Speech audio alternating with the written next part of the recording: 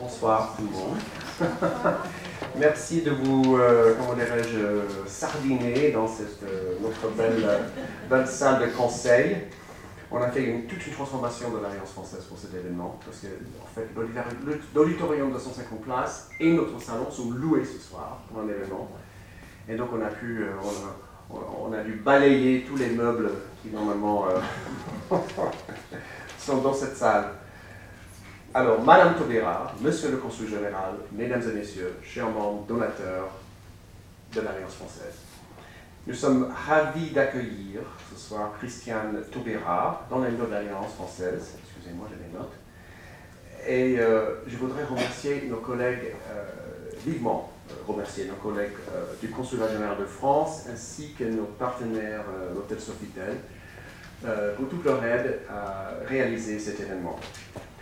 Ce soir, je voudrais aussi évoquer la mémoire de John Shedd Reed, un chef d'industrie, membre visionnaire de notre conseil d'administration, et ceci de longue date, qui, avec notre président de l'époque, a mené la campagne de levée de fonds, dont le résultat fut l'acquisition de notre deuxième bâtiment sur Chicago Avenue, qui a changé la vie de l'Alliance française de Chicago, et où nous aurons notre réception après cette conférence.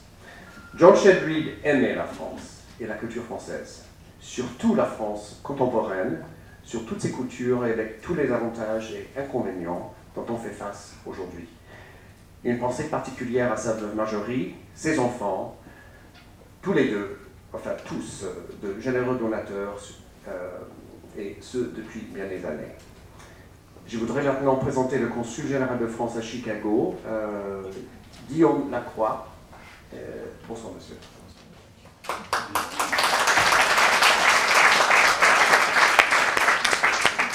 Merci beaucoup, Jack, et Madame la Ministre, Mesdames et Messieurs. C'est un très grand honneur pour moi de présenter Madame Taubira. J'ai envie de dire, on ne présente plus Madame Taubira, et donc je ne vais pas, parce que ça prendrait vraiment trop de temps, faire la marche arrière, parce qu'il y a beaucoup de choses à venir, mais la marche arrière de tout ce qu'elle a accompli jusqu'à présent. Je voudrais simplement relever quelques qualités, dans tous les sens du terme qualité, et peut-être vous rappeler que Madame Taubira, au départ, est une enseignante, une professeure, et que pour ce qui me concerne, j'ai eu l'occasion de l'écouter il y a quelques jours à l'université du Minnesota à Minneapolis, et j'ai pu constater à quel point sa force de conviction et surtout sa proximité avec le corps professoral comme avec les enseignants était très fort. Et je n'étais pas à Saint-Louis avant-hier, mais les échos que nous avons eus sont évidemment dans le même sens. Mais Madame Taubira est une femme politique, mais c'est aussi une intellectuelle. Il n'y en a pas tant que ça dans le monde politique. Je parle de la France. C'est une intellectuelle, c'est une auteure, l'auteur d'une œuvre que vous connaissez. C'est une personne qui aime les idées, les débats d'idées, la réflexion. Et c'est pour nous, Français, tous une très grande chance d'avoir quelqu'un comme elle qui est aussi en capacité d'avoir accès au plus grand nombre à travers ses écrits, mais aussi à travers ses interventions. Et donc, c'est une personnalité qui, j'ai envie de dire, qui fédère, peut-être pas toujours, mais qui a la capacité de fédérer toutes les personnes qui ont de l'esprit, qui respectent les choses de l'esprit. Elle a de nombreux engagements, c'est une humaniste, et son œuvre législative, au-delà de l'œuvre littéraire, est riche de projets humanistes. La loi qu'elle a fait voter, la loi qu'elle a initiée n'est pas le bon terme, qu'elle a promue et qu'elle a réussi à faire voter sur l'esclavage et la mémoire de l'esclavage, est un moment très important et de l'histoire de France et de la mémoire collective que nous avons de notre propre histoire. C'est un texte qui restera, les débats préalables resteront. Comme resteront bien sûr et les débats et les textes de loi et l'accomplissement de la loi sur le mariage pour tous. La première loi, elle l'a obtenue en tant que parlementaire, et la deuxième en tant que ministre de la Justice, garde des Sceaux. Madame Taubira vient de la France du grand large, la France d'Amérique.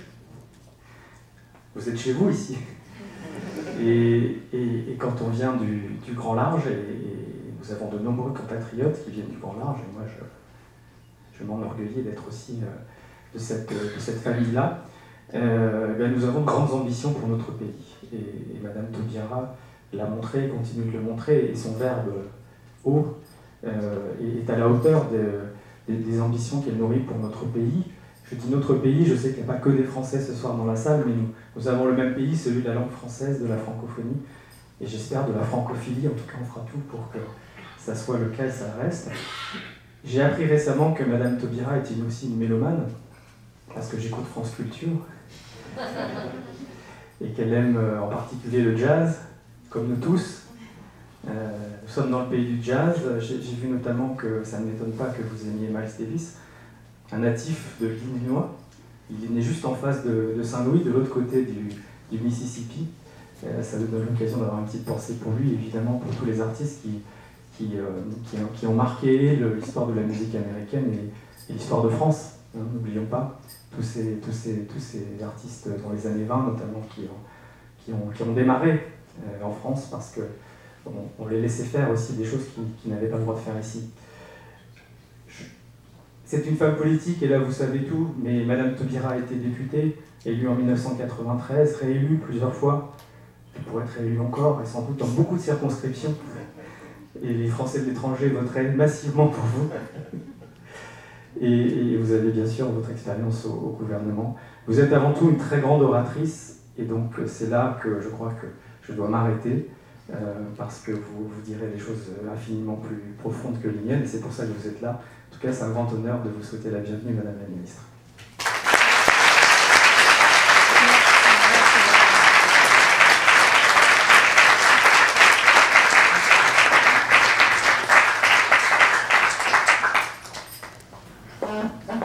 Bonsoir Madame Taubira, bonsoir à tous.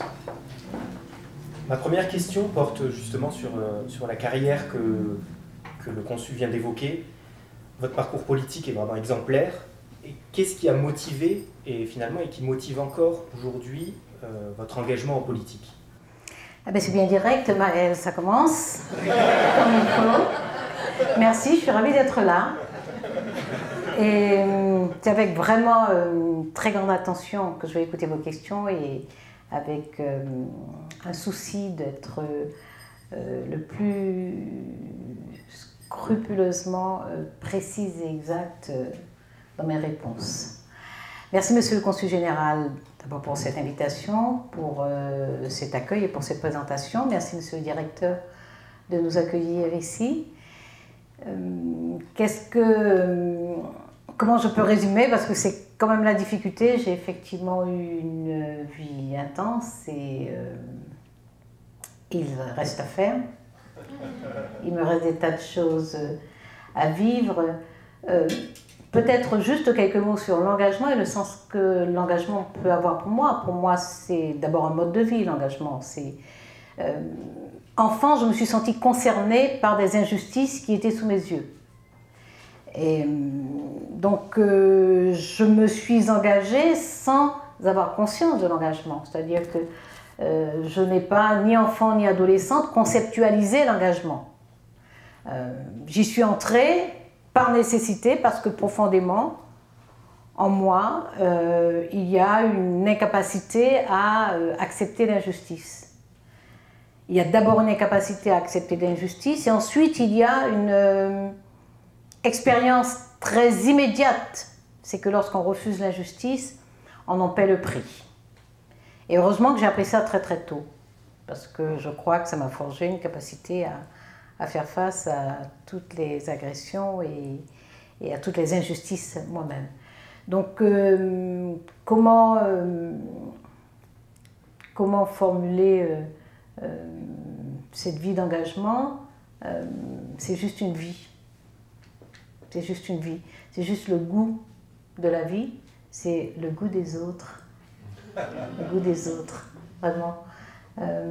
Ma vie serait terne si je n'étais pas constamment portée par de la curiosité vis-à-vis des autres, la conscience et la sensibilité que les autres sont là, et que c'est la présence des autres qui donne à la fois de l'étoffe et peut-être aussi une raison essentielle à ma propre existence. Donc voilà, ça paraît peut-être très conceptuel, mais c'est tout bêtement la source de mes ressorts de vie, de combat. Et puis il n'y a pas que des combats dans la vie, il y a aussi les temps où on se pose, où on peut exprimer de la fraternité, de l'amitié, de l'affection, de la tendresse. Donc voilà, je suis animée de tout ça et la musique m'aide à cela, la poésie m'aide à cela, la littérature m'aide à cela, parce que toutes ces beautés qui me sont transmises à travers les expériences des autres, la créativité des autres, tout cela nourrit, oui, je crois, ma tendresse vis-à-vis des autres, et notamment vis-à-vis de ceux de votre âge. Merci. Et justement, vous avez été ministre de la Justice, vous avez choisi à un moment donné de faire partie d'un gouvernement. Est-ce que c'est ce goût de l'autre, ce goût des autres, ce goût de l'engagement qui vous a amené à faire partie de ce gouvernement, ou y a-t-il d'autres raisons? Comment est-ce que vous pouvez un peu revenir là-dessus? Alors, j'ai accepté effectivement... je pense que si le président de la République, lorsqu'il m'a appelé, m'avait proposé une autre responsabilité, je pense que je me serais souvenu d'une chose. C'est qu'en novembre 2011, lorsque François Hollande a été désigné à la suite des primaires du Parti socialiste français, il a été désigné donc comme le candidat du Parti socialiste, donc en fait le candidat de la gauche, même s'il y a eu quelques autres candidats. Je l'ai rejoint et je l'ai prévenu que je mettais un terme à ma vie politique. C'était en novembre 2011. Je lui ai dit que je n'allais plus me présenter sous aucun prétexte aux élections législatives. J'étais en effet élue tous les 5 ans à 66%, donc voilà, il n'y avait absolument aucune inquiétude, aucun risque sur ma réélection. Mais déjà depuis en 2007, j'avais décidé de passer la main, j'avais décidé de mettre un terme à mes responsabilités législatives, électives. Donc, alors en 2007, j'y suis retournée parce qu'au dernier moment, la jeune femme que j'avais bien préparée a perdu pied et donc voilà, j'y suis retournée. Mais j'ai prévenu, dès 2010, j'ai prévenu que même si on me suppliait et qu'on marchait, qu'on arrivait jusqu'à moi en marchant sur les genoux, avec des genoux sanguinolents, ce serait quand même non. Donc je pense que s'il m'avait proposé autre chose, je me serais souvenu que je lui avais dit en novembre que c'était fini. Lorsqu'il m'a dit tu étais très impliqué dans la campagne, tu as entendu tout ce que j'ai dit sur la justice, tu sais toutes les ambitions que j'ai pour la justice, j'ai complètement oublié que j'avais... Ça m'est revenu quand même 48 heures après, mais j'avais déjà donné ma parole.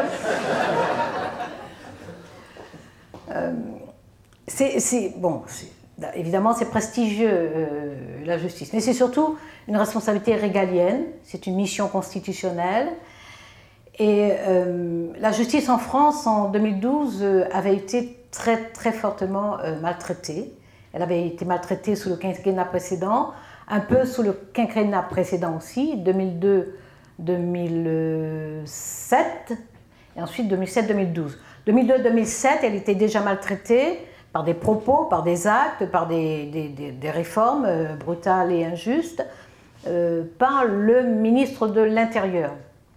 Mais ce ministre de l'Intérieur est devenu président, et il a continué à maltraiter la justice, sauf qu'un ministre de l'Intérieur qui maltraite la justice, on pense qu'on peut faire face, on pense qu'on peut contrebalancer, on pense qu'on peut dire, voilà, c'est une tentative d'envahir le territoire de l'institution judiciaire de la part d'un ministre de l'activité policière. On peut le penser comme ça. C'est pour ça que j'estime que lorsqu'il est devenu président de la République, il a continué à tenir des propos extrêmement désobligeants vis-à-vis des magistrats, vis-à-vis des personnels de justice d'une façon générale, puisque même les conseillers d'insertion et de probation ont été publiquement insultés. C'est plus grave. C'est plus grave parce que le président de la République, il est au-dessus. Il est surtout garant des institutions et notamment garant de l'indépendance de la justice. Donc j'accepte à un moment où la justice est dévalorisée, dépréciée, maltraitée, avec moi-même la conviction que un ministère régalien doit tenir son rang et qu'il est important de réhabiliter l'institution judiciaire parce que c'est l'épine dorsale de notre démocratie, parce que c'est la condition de sécurité à la fois mentale mais aussi sociale des citoyennes et des citoyens, et que voilà, et que c'est une très très belle mission, très rude, mais néanmoins très belle. Donc voilà, ça fait partie effectivement de l'engagement, et un engagement avec une impulsion telle que voilà, j'avais oublié que c'était fini. Qu'est-ce que votre ministère aura apporté finalement, de votre point de vue? Des choses magnifiques, magnifiques. Et je suis très très fière du travail que nous avons fait. Et j'en suis fière avec tranquillité parce que ce n'est pas du travail personnel. J'ai eu des méthodes qui ont systématiquement inclus et ont permis de mobiliser ce que j'ai appelé l'intelligence collective. Alors le concept a été repris depuis, mais je l'ai utilisé moi-même depuis 2012 en expliquant que je n'allais pas faire des réformes pour mon propre plaisir et selon mes convictions, que parce que justement la justice est une mission régalienne et qu'un bon fonctionnement de la justice est à la fois une bonne condition de vitalité, de solidité de la démocratie, mais est en plus une véritable protection pour les citoyennes et les citoyens. C'est quand même le bras secourable de l'État, la justice. Pour cela, j'allais être extrêmement rigoureuse dans les réformes que j'allais faire. Et toutes les réformes que j'ai faites sont des réformes rigoureuses, pour la simple raison que j'ai organisé des consultations. J'ai pris des risques. Par exemple la réforme pénale, qui a fait beaucoup de bruit. Cette réforme pénale, un peu moins que la réforme du mariage, enfin que l'adoption du mariage pour les couples de même sexe, mais donc qui a fait beaucoup de bruit. J'ai pris des risques. Je la savais indispensable, cette réforme pénale. Mais une réforme pénale, pour moi, est une réforme de société. En tout cas, je n'allais pas faire une réforme dérisoire, marginale, juste pour en faire une. J'ai voulu aller à l'essentiel, interroger le cœur même du sujet d'une politique pénale. Et il m'est apparu que la question du sens de la peine était une question centrale et urgente. Et même convaincue de cela, je n'ai pas voulu faire ma réforme pénale. J'ai pris un risque considérable puisque j'ai utilisé une méthode qui n'a jamais été utilisée dans la justice. C'est une méthode qui est utilisée dans les milieux médicaux. C'est la conférence de consensus. C'est-à-dire que j'ai mis en place une conférence composée d'une vingtaine de personnalités complètement indépendantes, avec des points de vue extrêmement différents, divergents et contradictoires pour certaines de ces personnalités. Je leur ai donné les moyens de travailler de façon totalement indépendante. Leur donner les moyens et de travailler de façon complètement indépendante. Avec le risque que ça n'aboutisse pas. Avec le risque qu'au terme des 2 mois, alors il y a eu 6 mois en tout, mais pendant 2 mois, la conférence de consensus a été constituée d'un comité de consensus qui a fait un état des lieux de tout ce qu'on sait sur la question de la peine, la politique pénale, la récidive, les expériences qui ont été conduites au Canada, dans les pays scandinaves, dans certains pays d'Europe de l'Ouest. Et puis, ce comité de consensus a donc non seulement fait un état des lieux des expériences, un état des lieux des textes de loi, un état des lieux des évaluations qui ont été faites de cette expérience. Et ce comité, après avoir fait ce travail de compilation extrêmement important, a désigné un jury de consensus. Et ce jury de consensus a travaillé, lui, pendant 4 mois et a conclu ses travaux par 2 journées d'audition publique. où des personnes, des experts, des universitaires, des chercheurs, il y a eu des chercheurs canadiens d'ailleurs qui sont venus participer à ces travaux, des chercheurs, mais des praticiens, des sociologues, des universitaires, des agents pénitentiaires, des psychiatres, enfin toutes sortes de profils, sont venus s'exprimer et faire des propositions. Et c'est au terme de ces 6 mois de consensus que nous avons élaboré un avant-projet de loi. Et cet avant-projet de loi a été soumis à des consultations. Donc c'est un travail qui a été préparé pendant pratiquement 2 ans et demi et qui a rassemblé voilà, des intelligences, des expériences, des connaissances, des convictions et qui m'a permis, moi, d'ajouter ma part. Ma part, c'est la compréhension de l'histoire du droit des peines en France.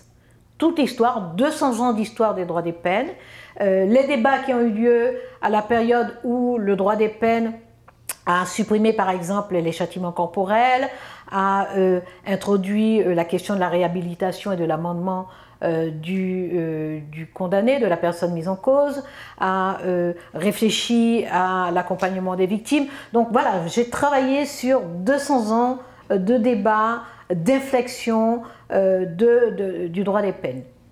Et c'est ça qui a donné la réforme pénale. Vous admettrez que quand on fait tout ça, normalement on a de fortes chances de sortir un texte intelligent.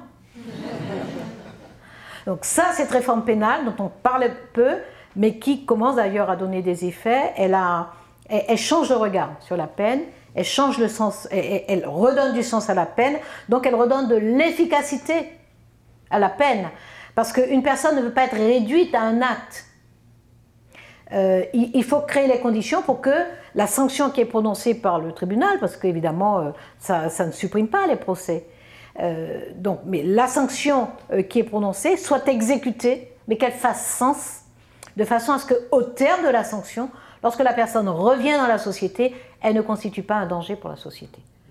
Sinon, je fais une réforme de fond de l'institution judiciaire, qui s'appelle Justice du XXIe siècle, en tenant compte des nouveaux modes de vie, donc notamment des caractéristiques du citoyen aujourd'hui, marquées par la mobilité, marquées par la diversité de ses demandes auprès de l'institution judiciaire, et en substance, en tenant compte du fait, en considérant pour ma part que l'activité judiciaire est forcément complexe. Ne vous inquiétez pas, Maëlle, en 3 phrases, j'aurais terminé ça. L'activité judiciaire est forcément complexe parce qu'évidemment la justice répond à toutes les demandes des citoyennes et des citoyens.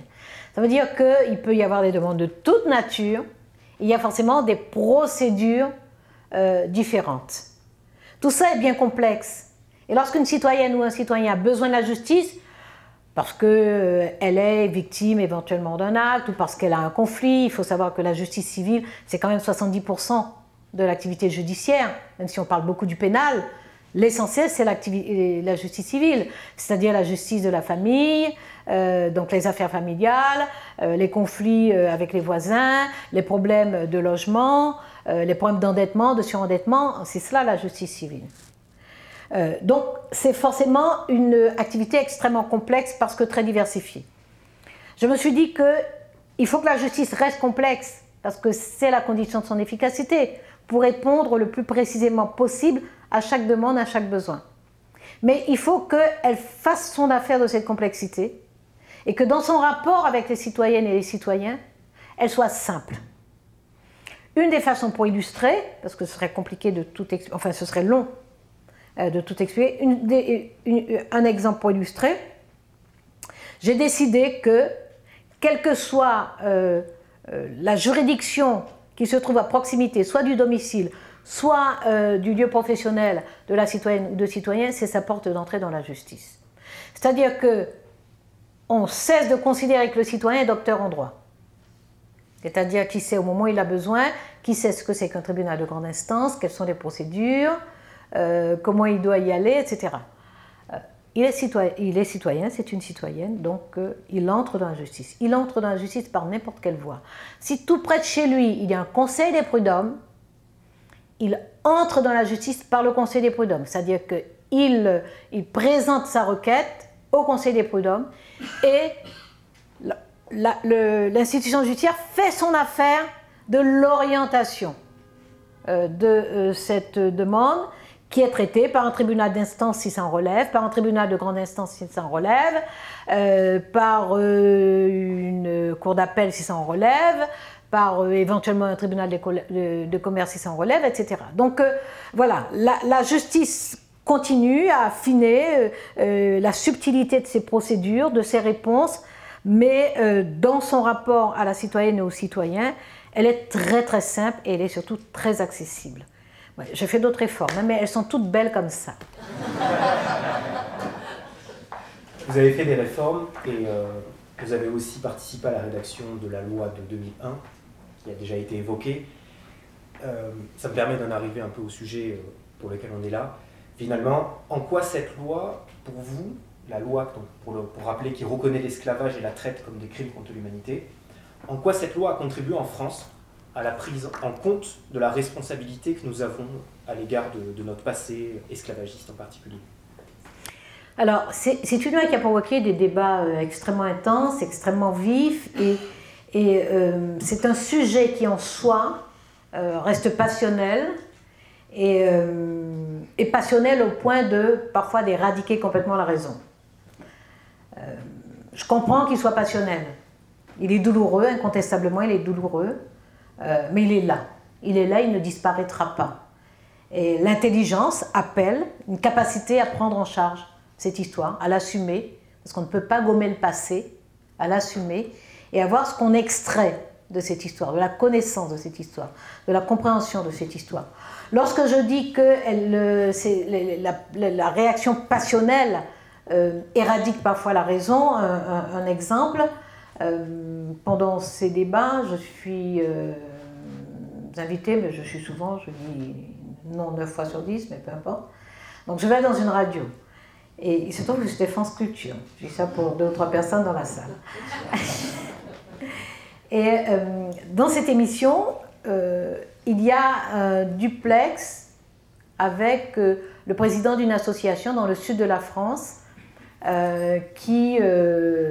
une association qui était plutôt liée d'ailleurs à la mémoire de la guerre d'Algérie, mais bon, les personnes qui connaissent bien la référence historique comprennent bien le profil là. Et ce monsieur, donc lorsqu'on le branche, c'est le cas de le dire, ce monsieur dit Madame Taubira, c'est scandaleux, vous salissez la France n'a pas été esclavagiste. La France, elle a aboli l'esclavage. Alors je dis oui, elle a aboli l'esclavage qu'elle pratiquait. Et il se met à hurler, vous mentez, vous mentez, vous mentez. Bon. Voilà un cas où il y a une éradication de la raison et du raisonnement. Il me dit lui-même, il m'aurait dit, mais il n'y a jamais eu d'esclavage en France, vous ne connaissez pas l'histoire. Voilà, non, il me dit qu'elle a aboli. Elle a aboli l'esclavage. Donc elle est abolitionniste, la France. Mais elle a aboli quelque chose, quoi. Donc voilà,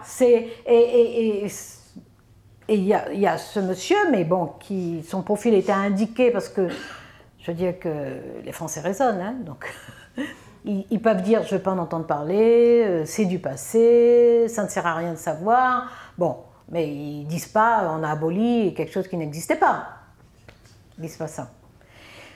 Mais la dénégation peut être plus subtile. Par exemple, pendant très longtemps, les autorités françaises, lorsque officiellement elles ont célébré par exemple Victor Schœlcher, ou le décret du 27 avril, c'est Victor Schœlcher, ou l'abbé Grégoire, elles n'ont retenu que l'abolition. C'est moins brutal et moins cru que ce monsieur qui hurle que la France a aboli, sans pratiquer, mais c'est exactement la même démarche. C'est l'abolition a existé, mais la traite négrière et l'esclavage n'ont pas existé. Donc, il faut tenir compte de ça pour comprendre comment on reprend en charge cette histoire. Et on ne la reprend pas juste pour le plaisir ou la douleur ou le masochisme de reprendre des moments extrêmement sombres et douloureux de l'histoire, mais parce que cette histoire laisse encore des traces. Parce que si nous ne faisons pas face soit aux survivants, soit au sillage de cette histoire, et il y en a, nous allons nous perdre dans des difficultés que nous ne comprenons pas et que nous ne savons pas résoudre. Donc il faut faire face à cette histoire et la comprendre dans sa complexité. Elle est complexe. Et moi j'aime à dire, pour simplifier les choses, que c'est une histoire d'une extrême violence. Pas la peine de l'illustrer parce que nous avons maintenant des éléments. Nous connaissons la coupe d'un navire négrier. Tout le monde a vu comment se faisait le transport des captifs enchaînés dans les cales de bateaux. Tout le monde connaît l'histoire de ces esclaves jetés en mer.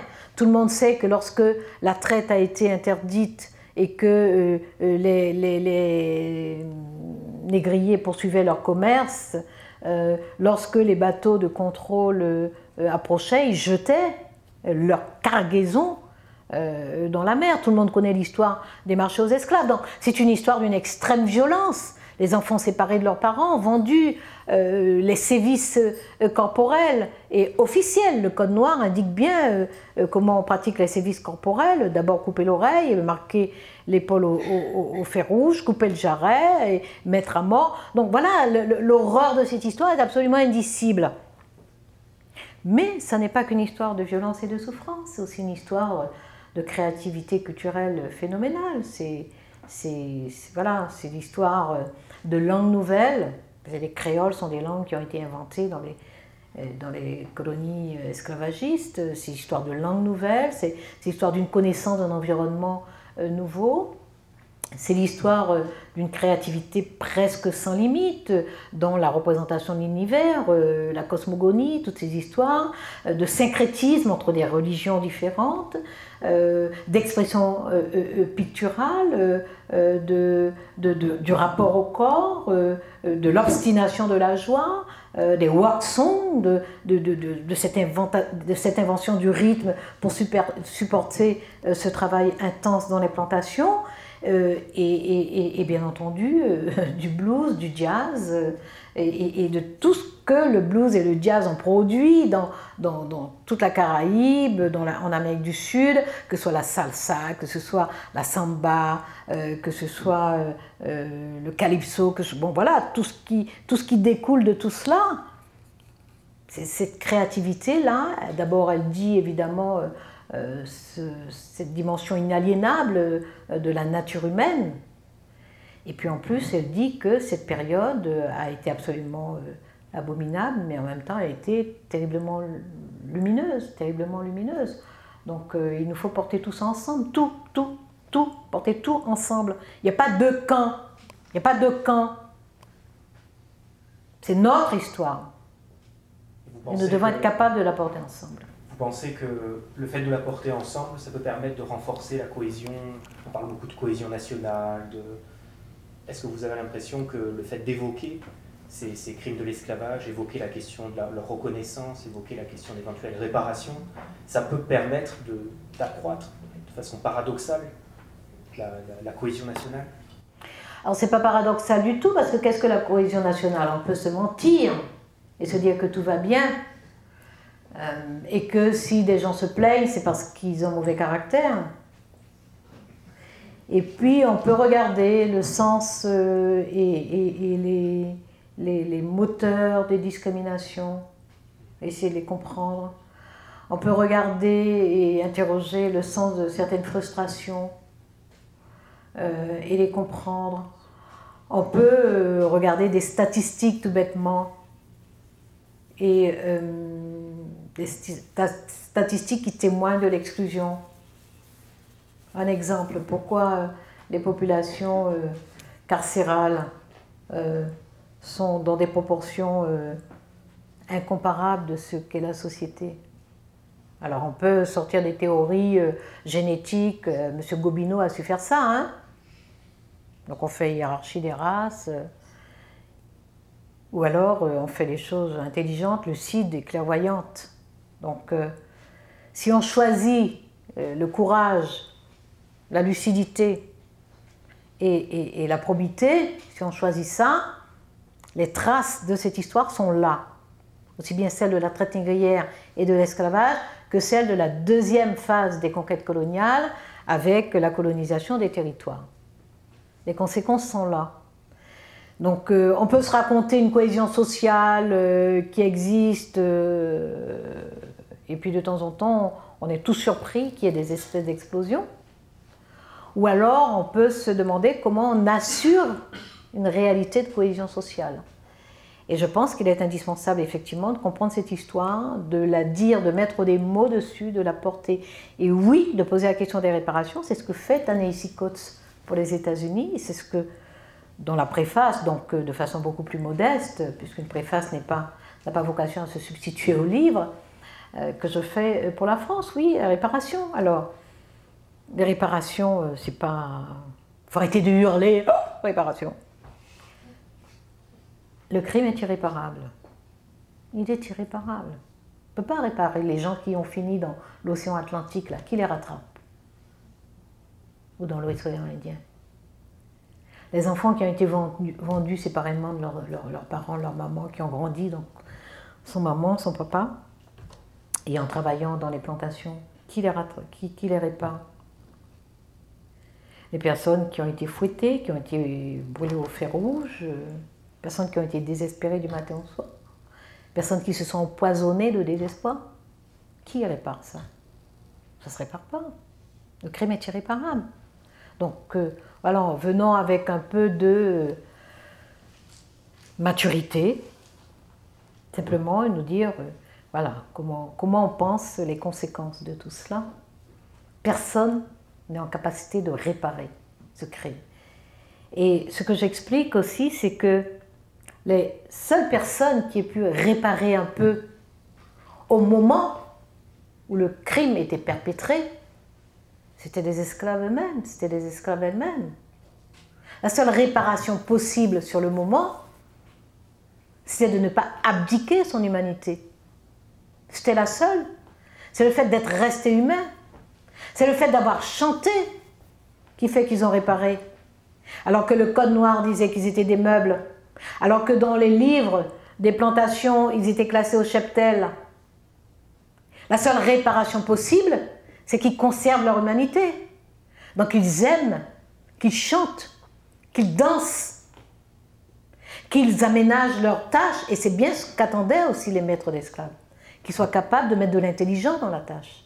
On les traitait d'animaux, on les traitait de meubles, mais on attendait qu'ils mettent de l'intelligence dans l'exécution de leurs tâches. On attendait qu'ils mettent des sentiments proprement humains, de l'attention, de la tendresse, du soin, lorsqu'ils étaient chargés des enfants des maîtres. Donc la seule réparation, elle avait lieu sur place, sur le moment, par les esclaves eux-mêmes, par les esclaves elles-mêmes. Donc personne ne peut, aujourd'hui, prétendre pouvoir réparer quelque chose. Mais on peut réparer les effets du sillage de cette histoire et de la façon dont on a mis fin à cette histoire. Et lorsqu'on constate qu'il y a des espèces de mécanismes répétitifs qui excluent systématiquement des catégories de personnes, on peut réparer ça. Lorsqu'on constate qu'il y a une sous-estimation, une dévalorisation systématique et quasi générale de certaines catégories de citoyens, on peut réparer ça. Et comment on répare ça? Mais par exemple par des politiques publiques, notamment culturelles. Vous savez mon attachement à la culture, parce que la culture m'apporte vraiment un bonheur absolument inépuisable, que ce soit lire, écouter la musique, aller au cinéma, aller au théâtre, aller au concert, regarder de la danse, même pédaler en chantant. Même ça m'apporte un bonheur inouï. Donc des politiques publiques qui montrent qu'est-ce que c'est que les langues créoles, par exemple, quel est le sens des langues créoles, comment on retrouve dans le créole d'anciens mots français qui n'existent plus dans le français, ou qui ne sont plus utilisés. Donc voilà, il y a toute une série de choses qui témoignent de cette créativité et qu'on peut mettre en valeur.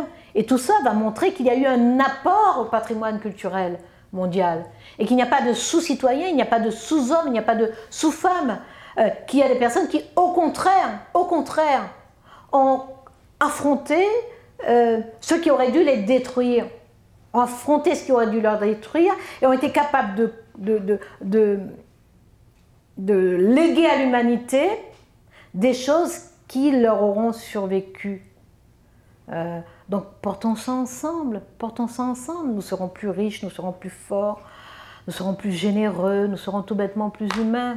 En plus, nous serons plus beaux. Et pour vous, la France, vous l'écrivez ici en fait, on n'y échappera pas.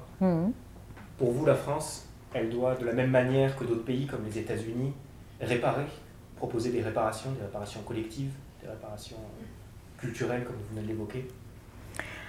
Tous les pays qui ont été impliqués dans la traite négrière et l'esclavage doivent réparer. Tous. Tous. Alors, la France, en tout cas ceux qui parlent au nom de la France, mais moi je connais depuis très longtemps, hein. Moi j'ai découvert cette histoire parce que des Français ont fait des recherches. Hein. Moi je ne l'ai pas apprise à l'école. J'ai toujours beaucoup aimé lire, donc quand je suis partie de Guyane après le baccalauréat et que je suis allée faire mes études à Paris, bon, mon premier éblouissement c'était de voir le nombre de bibliothèques et de librairies. C'est mon premier éblouissement. Et je peux l'avouer aujourd'hui parce qu'il y a prescription, je séchais plein de cours pour aller lire en bibliothèque. Donc je suis tombée par hasard sur cette histoire. Parce qu'il y a des historiens français qui ont fait des recherches et qui ont écrit des livres.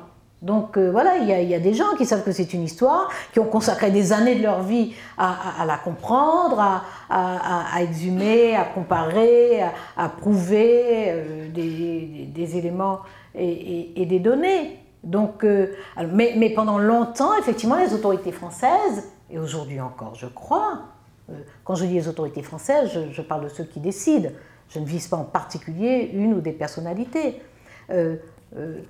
Les autorités françaises font comme si, ben voilà, comme s'il n'y a eu que l'abolition. Et il apparaît plus évident de poser la question de la réparation, encore que ça ne soit pas tant que ça aux États-Unis, mais il apparaît plus évident de poser la question des réparations aux États-Unis qu'en France. Pourquoi? Parce qu'aux États-Unis, la traite négrière, l'esclavage ayant eu lieu là, sur le territoire, il est difficile d'échapper à la réalité des choses et à ceux qui en demeurent aujourd'hui encore. Les traces de l'esclavage, les traces de la ségrégation, les traces des discriminations, y compris systémiques. En France, la situation est différente, parce que l'esclavage avait lieu dans les colonies françaises, pas en France, dans les colonies françaises. Donc on a l'impression que c'est loin. C'est loin, ça ne nous concerne pas. Et ça explique probablement ce réflexe, ben non, nous on a... Non, non, parce qu'effectivement il y a une part de vérité dans un certain sens. L'esclavage ne se pratiquait pas sur le territoire français, sauf que c'était l'esclavage français, organisé par le roi de France, avec les lettres patentes françaises, avec les compagnies de monopole françaises, avec les taxes françaises, avec même la taxe sur le nombre de personnes baptisées par l'Église catholique, parce qu'il y avait évidemment une collusion entre le pouvoir politique et l'Église, mais ce n'était pas vraiment une collusion, c'était une fusion comme ça à cette époque-là. C'était d'ailleurs le pape qui tranchait. Entre le Portugal et l'Espagne, c'est le pape qui a pris la décision, voilà, c'est le traité de Tordesillas, qui divise donc l'Amérique du Sud par une ligne accordant l'Est au Portugal et l'Ouest à l'Espagne. Et on peut raconter que l'esclavage n'a pas existé ou que finalement c'est moi. Mais aujourd'hui, l'Amérique du Sud, vous regardez l'Amérique du Sud, le Brésil, 40% du territoire, seul territoire où on parle portugais. Et tout le reste, on parle espagnol. C'est directement les résultats du traité de Tordesillas. Alors avec 3 territoires en haut un peu différents, un peu particuliers, le Guyana où on parle anglais parce que c'était une colonie britannique, le Suriname où on parle néerlandais et la Guyane où on parle français. Mais c'est la photo, ce continent, c'est la photo de l'histoire de la traite négrière et de l'esclavage. On peut l'oublier, on peut le récuser, mais c'est là. Vous pouvez faire ce que vous voulez, en Guyane on parle français. Vous pouvez raconter et inventer l'histoire que vous voulez. Bon, au Suriname on parle hollandais. Vous racontez l'histoire que vous voulez, au Brésil on parle portugais. D'accord? Bon. Donc voilà, les colonies étaient lointaines, mais le Code noir, il a été rédigé par Colbert ou sous l'inspiration de Colbert, promulgué par Louis XIV, voilà, c'est un fait, et c'est le code noir qui s'appliquait dans les colonies. Voilà. Le sucre, à la Révolution, les lobbies des colons qui allaient supplier les députés de ne pas abolir l'esclavage, ben oui, ils traversaient l'Atlantique pour le faire. Donc ils savaient où était le centre de décision qui pouvait soit compromettre, soit protéger leurs intérêts. Donc il faut regarder cela en face et se dire oui, il y a des choses à réparer, ayons le courage de le faire. Enfin, il faut qu'une génération finisse par avoir ce courage-là. La mienne en a manqué un peu, donc vous n'avez pas d'échappatoire. Et finalement, pourquoi est-ce que vous avez choisi de préfacer ce livre, écrit par un Américain, qui s'appelle Le procès de l'Amérique, s'il s'agit aussi de la France, s'il s'agit aussi des pays colonisateurs, finalement? Pourquoi en revenir aux États-Unis? Ça vous choque tant que ça? Non. Parce que je sens que vous avez l'esprit ouvert. Mais vous êtes là pour me faire parler. Et vous le faites très bien d'ailleurs. La traite négrière et l'esclavage, c'est la première mondialisation. C'est la première. Le commerce triangulaire met en contact l'Europe avec l'Afrique et les Amériques, les Caraïbes, et à remonter vers l'Europe. C'est une mondialisation qui dure plusieurs siècles. 4 siècles, à peu près. Première trace sur le Rio de Ouro vers 1441, je crois, à peu près. Il y a une bulle papale, d'ailleurs, qui autorise la traite. Il y a des protestations d'un roi. Et dernière abolition, c'est celle du Brésil ou de Cuba, je crois que c'est celle du Brésil en 1888. 4 siècles et demi. Donc le commerce triangulaire d'échange, et d'ailleurs qui va bouleverser l'Europe même, parce que avant que la traite devienne vraiment un commerce continu, le centre nerveux de l'Europe se trouve plutôt du côté de la Méditerranée. Ce sont les pays, c'est vraiment le bassin de la Méditerranée qui est un bassin d'activité florissante et très dynamique.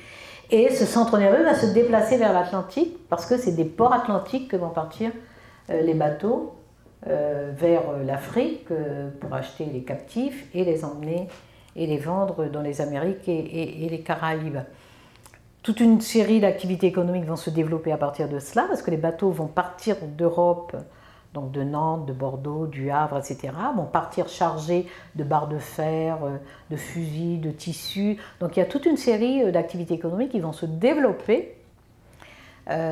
Ces matières, ces produits vont servir donc de moyen d'achat, de troc, contre les captifs. Et ces captifs seront vendus et mis en esclavage donc, dans la Caraïbe et les Amériques. Donc c'est une mondialisation, elle dure. Elle dure parce que dans le même temps, d'abord c'est une activité qui va ouvrir des perspectives nouvelles, qui va transformer l'échelle des activités économiques, qui va donc aboutir, alors on apprend par exemple les inventions et les découvertes, la navigation. Oui. Sauf que la navigation, ça facilite justement le trafic des esclaves. Donc l'accumulation du capital va se faire, vous avez dû apprendre ça à l'école, l'accumulation du capital. Oui. Il y a d'autres jeunes dans la salle. On n'est pas obligé de lire le Capital de Marx, mais il y a quelques manuels scolaires qui expliquent ça de façon assez claire. Voilà, donc il y a les prémices et les conditions de la révolution industrielle en Europe, qui va d'ailleurs bouleverser les sociétés européennes elles-mêmes, parce que la sociologie des pays européens va également changer en profondeur. Des activités agricoles puis industrielles aussi seront soit pénalisées, soit stimulées par cette activité. Les lois vont refléter la relation entre les métropoles européennes et les colonies. Par exemple, la loi, l'exclusif colonial, qui interdit des manufactures dans les colonies pour protéger les manufactures dans les métropoles européennes et notamment en France.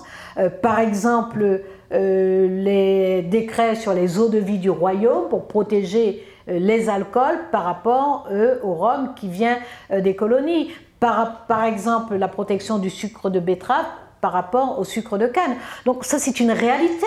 On peut choisir de ne pas la voir ou ne pas l'entendre, mais c'est une réalité. Donc cette mondialisation-là, qui a lieu, elle produit des phénomènes comparables ou proches. Donc toutes les puissances qui ont pratiqué la traite négrière et l'esclavage sont concernées aujourd'hui par ces questions. Donc c'est plutôt au contraire le fait de créer des passerelles entre les États-Unis et la France sur ces questions-là, à mon avis, doit contribuer au contraire à faire baisser la pression, c'est-à-dire atténuer. On arrête de se faire le film d'horreur d'une revendication de réparation qui va ruiner les trésors qui sont déjà ruinés par des politiques fiscales absolument... Mais on pose un sujet humain, qui est un sujet à la fois philosophique, culturel, politique, éthique. On le pose. Alors pas dans les mêmes termes, je le dis très clairement dans la préface. Ça ne se pose pas dans les mêmes termes en France et aux États-Unis. Mais ce n'est pas parce que ça ne se pose pas dans les mêmes termes qu'on peut s'en exorer et prétendre que nous, on n'est pas concernés. Oui, on est concernés. Pourquoi ce livre? Pourquoi celui-ci en particulier? Pourquoi j'ai préfacé celui ou pourquoi M. Ta-Nehisi Coste a écrit celui-là? Qu'est-ce que vous avez aimé dans ce livre? Oui, parce que c'est vrai, il m'est arrivé d'en préfacer d'autres, mais je n'arrive pas à en préfacer autant qu'on m'en demande. Parce qu'il est particulièrement intéressant, ce livre. Il est particulièrement intéressant parce que justement la question d'abord de la traite négrière, de l'esclavage, sont des sujets extrêmement douloureux, qui peuvent être abordés avec de la souffrance. Hein. Je pense qu'il faut arriver à entendre, par exemple, que des personnes soient excessives lorsqu'elles parlent de ce sujet-là. Moi, lorsque j'ai rédigé la proposition de loi, avant qu'elle devienne une loi, reconnaissant la traite négrière et l'esclavage comme crime contre l'humanité, et pendant tous les débats, j'ai terriblement souffert. J'ai terriblement souffert physiquement, j'ai souffert psychologiquement, nerveusement, j'ai souffert. J'en étais la première étonnée, parce que j'étais absolument persuadée, lorsque j'ai décidé de rédiger ce texte, j'étais absolument persuadée d'avoir fait la paix avec cette histoire, depuis une vingtaine d'années. Je l'avais découverte quand j'étais étudiante, j'avais approfondi, j'en avais souffert, j'ai découvert que ça me mettait dans un état de rage qui pouvait vraiment susciter en moi de la violence. Je me suis dit, je veux pas de ce naufrage dans la violence. Donc je me suis mise à chercher des choses qui pouvaient amortir. Et donc j'ai cherché, je me suis dit, mais ça peut pas être tout sombre comme ça. Ça peut pas être juste en noir et blanc là comme ça. Donc j'ai cherché, j'ai trouvé. C'est comme ça que j'ai découvert les abolitionnistes. C'est comme ça que j'ai découvert les pétitions de citoyens. J'ai trouvé, j'ai rencontré, parce que j'étais dans une angoisse de ne pas me perdre dans la rage et dans la rancœur, j'ai trouvé les lueurs. J'ai trouvé les traces de la fraternité. J'ai trouvé les traces de personnes qui, à l'époque, vous avez aujourd'hui des gens qui disent oui, mais c'était une autre époque, la morale était différente. Non. À cette époque-là, il y a eu des gens qui ont dit « on n'est pas d'accord ». Y compris quand c'était leur propre pays qui pratiquait la traite négrière et l'esclavage, il y a eu des gens qui ont dit « on n'est pas d'accord ». Et ce n'était pas simple de dire qu'on n'est pas d'accord parce qu'il y en a qui risquaient la prison ou qui risquaient l'exil. Donc, d'avoir découvert ça m'a donné une...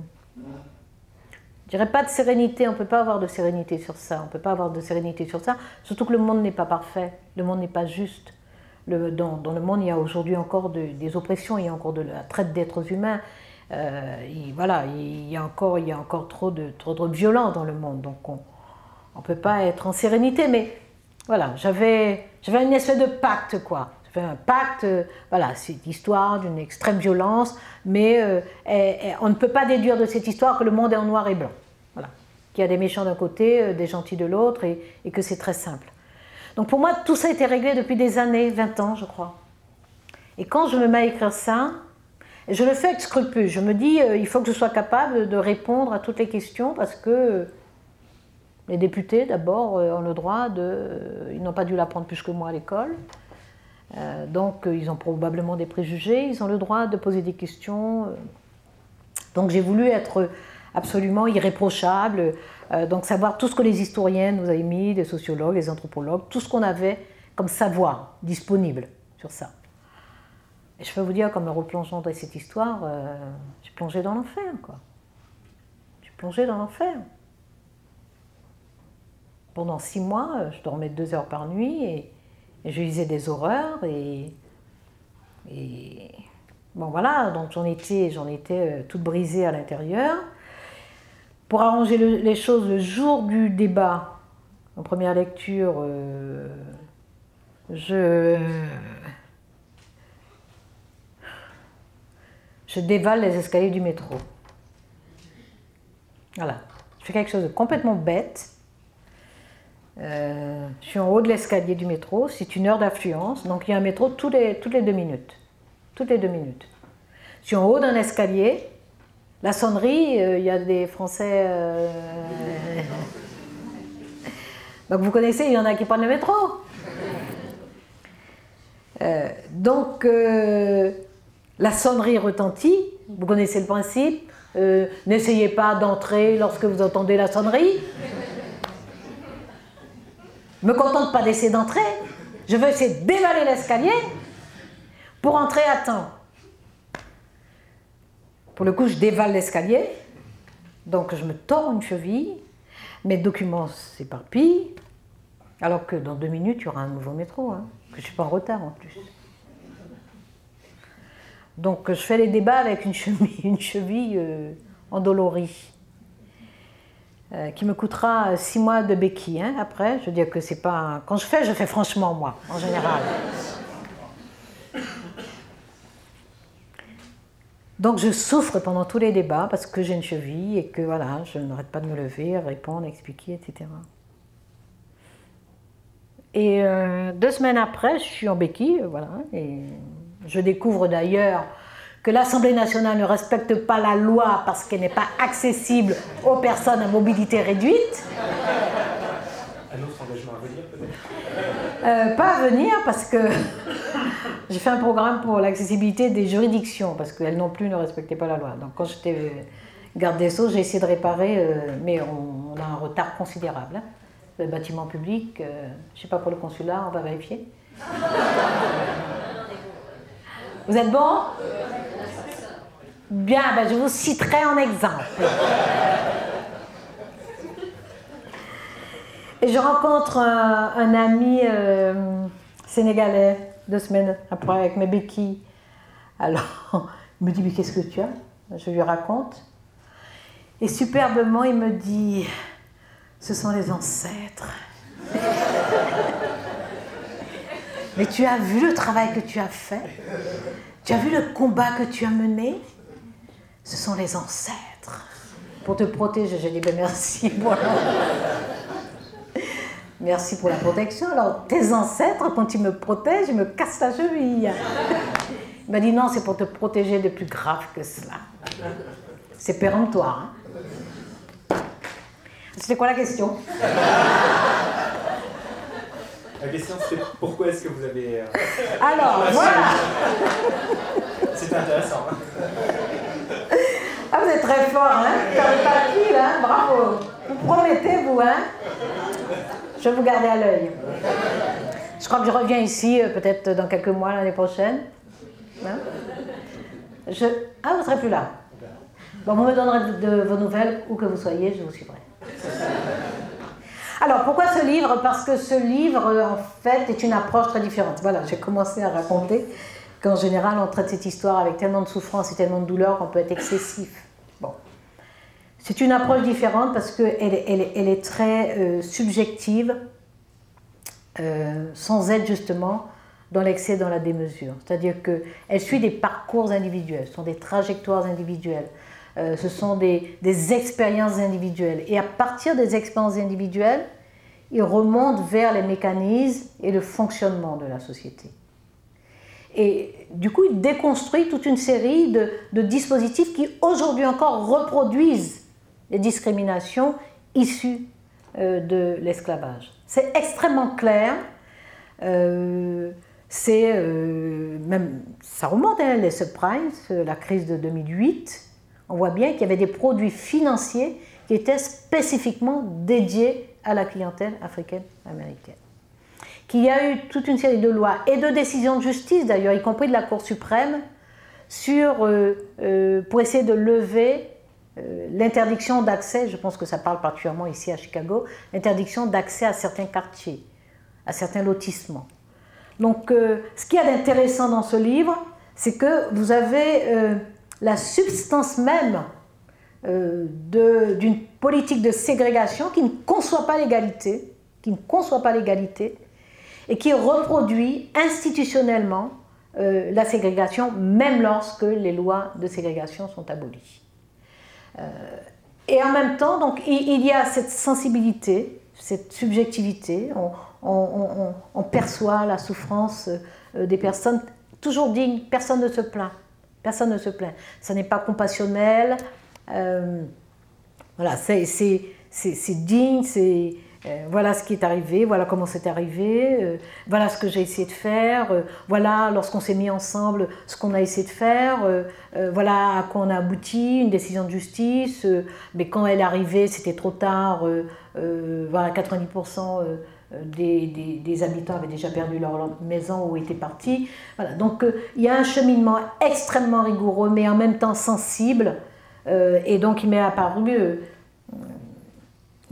juste de contribuer à mettre la lumière sur ce livre, sur cette œuvre, parce qu'elle est sans acrimonie, il n'y a pas de fureur dans ce texte, il y a l'exposé des faits, il y a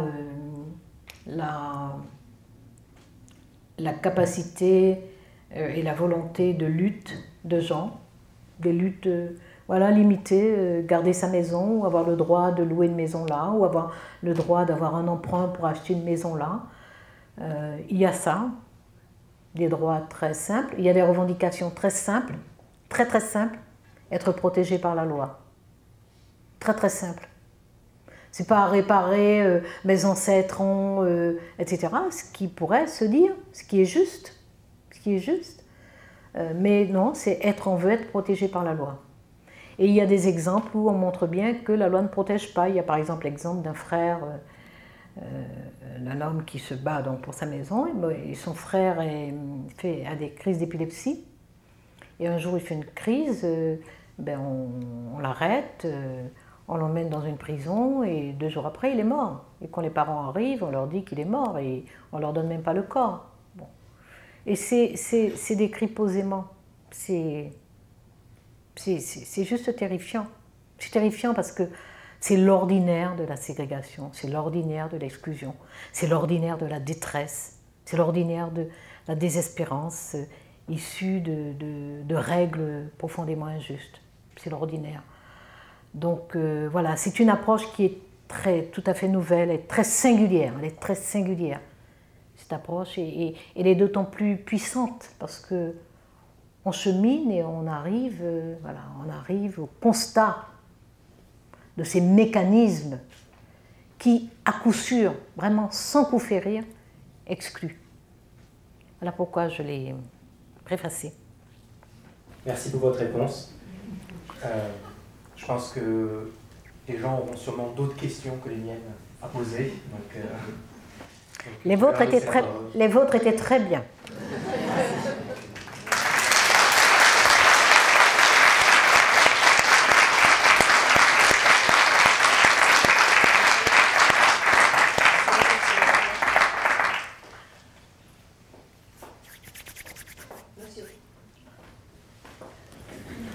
Vous m'entendez? Ouais. Bonsoir Madame la garde des Sceaux, merci pour votre intervention, c'était vraiment très bien. Vous avez beaucoup parlé d'histoire, vous avez beaucoup parlé d'avancées historiques, et j'aimerais vous poser une question qui est sur l'avenir. Donc nous sommes quand même dans un contexte de remise en question de droits acquis, de haute lutte, de remise en question de la science. Est-ce que la Terre est plate ou ronde? On ne sait plus. Il y a une certaine peur sur l'immigration et le terrorisme, et j'aimerais vous demander votre avis sur l'avenir, notamment l'abolition de la peine de mort. Qu'est-ce que vous en pensez? Comment vous voyez les années à venir, les prochaines années à venir? Alors, non, voilà, il m'avait été dit que tout le monde a entendu, je pense, hein. Mais il n'est pas possible de faire circuler très vite les micros, non? Il n'y a pas un troisième micro? Donc, ouais. la question portait sur votre vision de l'avenir, notamment concernant la question de la peine de mort, au vu du nombre de remises en question de faits établis qui tend à y avoir aujourd'hui. Bon, moi j'ai le souci de vous éviter de travailler indûment. C'est pour l'enregistrement qu'il faut qu'il résume la question. Ça va. Parce que moi je vous ai compris, hein, monsieur. Hein. Alors, la question est un peu longue. Hein. Comment voyez-vous les 10-15 prochaines années? Sur la peine de mort, je n'ai pas d'ambiguïté, pas d'hésitation. Je suis formellement, activement pour l'abolition de la peine de mort partout. C'est un crime d'État, la peine de mort.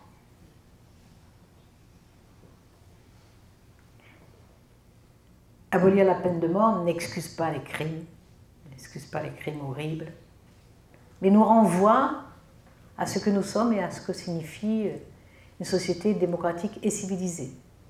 Ça nous renvoie à ça. Sinon, restons dans la préhistoire à la limite. Hein. Et pour œil, dent pour dent, et si possible même pour un œil, les deux yeux, et pour une dent toute la bouche. C'est un slogan, hein, c'est pas moi qui l'ai inventé. C'est un slogan. Donc voilà, moi je suis pour l'abolition de la peine de mort, parce que de toute façon la justice des hommes est faillible, parce que on n'efface pas un crime individuel par un crime d'État, et parce qu'on n'amende pas les gens non plus. Ni en leur faisant peur. D'abord, des études ont montré que la peine de mort n'a jamais... voilà, il n'y a pas moins d'insécurité dans les pays où il y a la peine de mort, il n'y a pas plus d'insécurité dans les pays où la peine de mort est abolie.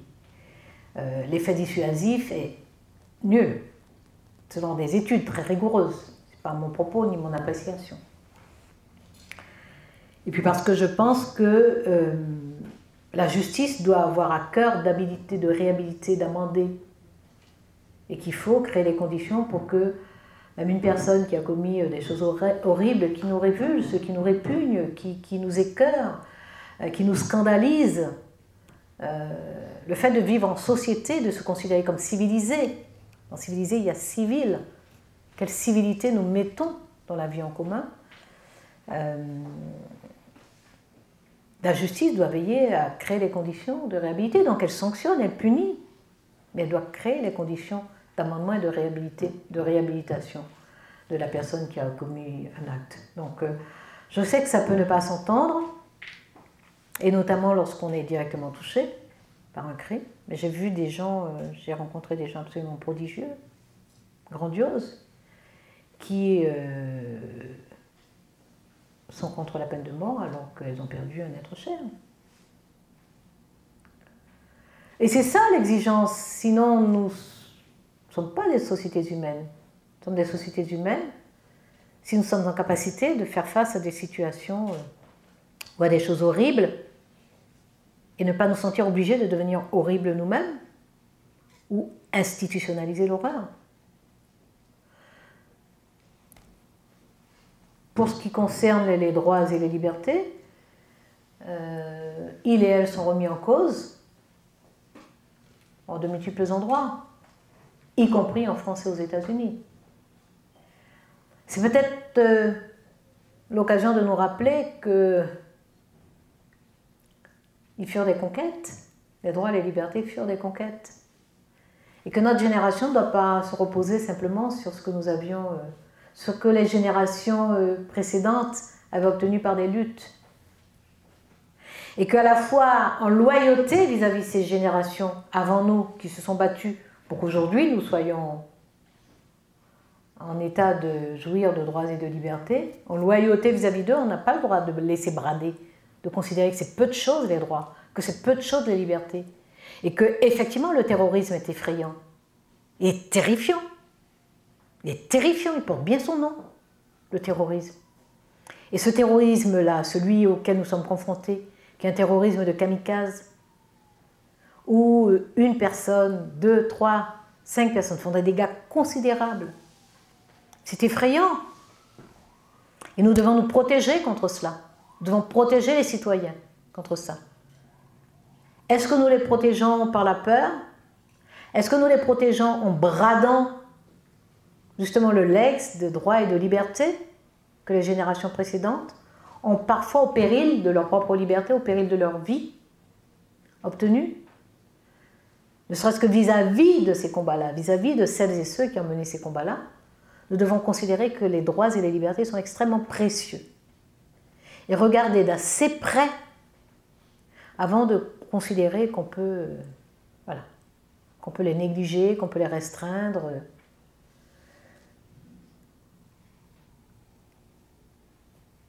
Il faut accepter la peur. Nous avons des tempéraments différents. Il y a des gens qui ont très peur, il y a des gens qui ont plus ou moins peur, il y a des gens qui n'ont pas peur du tout. Il faut accepter l'idée de la peur. Il ne faut pas accepter l'idée que la peur nous dénature, qu'elle nous submerge, qu'elle nous neutralise et qu'elle nous fasse nous trahir nous-mêmes, abandonner ce que nous sommes, dévoyer qui nous sommes. Donc il y a des réponses, il y a eu des réponses, nous en avons faites. Moi, lorsque j'étais en fonction, nous avons adopté la loi sur l'enseignement, je n'ai pas le temps de développer, mais l'essentiel de l'apport que j'ai veillé à faire en tant que garde des Sceaux a été d'assurer d'un côté que les services de surveillance aient les moyens d'assurer les surveillances nécessaires, mais poser très clairement que leur donner les moyens de le faire, c'est leur donner les moyens de violer des droits fondamentaux, le secret de la correspondance, le caractère privé du domicile familial ou du domicile personnel, et que cette violation potentielle de droits et de libertés fondamentales appelle un contrôle, sinon on n'est plus dans une société démocratique, on n'est plus dans un état de droit. Donc d'accord pour les moyens, nous y avons veillé, mais en face, j'ai veillé aussi à des contrôles efficaces pour qu'ils puissent effectivement être en capacité de surveiller, d'identifier, de surveiller ceux qui sont susceptibles d'être des dangers pour nous, mais que le citoyen ordinaire ne soit pas pris dans une espèce de grand filet de surveillance, de contrôle, d'intrusion. Donc faire confiance aux services, leur donner les moyens, mais en face, leur dire nous sommes encore dans un état de droit. Vous êtes des services administratifs, il y a des contrôles sur vos activités. Donc un contrôle administratif, j'ai mis 4 niveaux de contrôle. Contrôle administratif, contrôle juridictionnel, avec des procédures de droit commun, parce que lorsqu'on met en place des dispositifs d'exception, ce que sont les moyens et les protocoles de surveillance sont des dispositifs d'exception. Lorsqu'on met en place des dispositifs d'exception, on les contrôle par des procédures de droit commun. Donc un contrôle juridictionnel, un contrôle démocratique avec une procédure de référé qui permet à tout citoyen qui n'a rien à se reprocher et qui suspecte d'être surveillé, de saisir le Conseil d'État en référé, donc avec une décision en 48 heures, pour faire vérifier s'il est surveillé et faire lever cette surveillance s'il n'y a pas lieu d'être. Et enfin, un contrôle parlementaire par la délégation des parlementaires du renseignement. Et ce sont des combats que nous devons livrer. Nous devons cesser de croire que c'est naturel, que ça a toujours existé, que c'est arrivé tout seul, que ça ne périra jamais. Il nous faut cesser de le croire. Donc, haut les cœurs.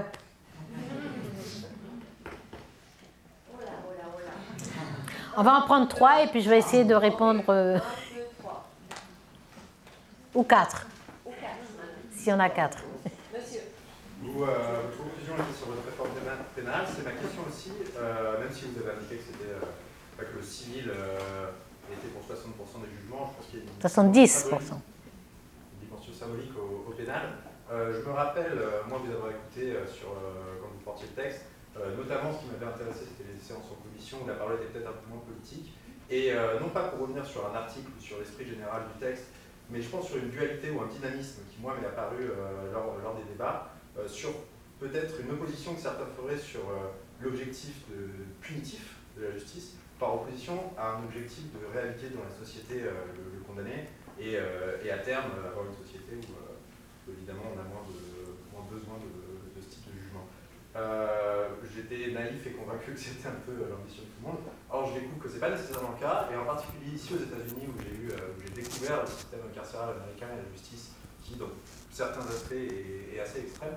Du coup, pour en venir à ma question, est-ce que vous voyez, vous, dans le futur, une évolution positive, et par ça j'entends être moins sur du punitif, mais plus sur de la réintégration dans les sociétés françaises ou américaines, ou est-ce que vous pensez qu'il y a encore un chemin à parcourir intellectuellement et collectivement pour arriver à ce type de justice? Je pense qu'il y a en partie l'esprit de texte.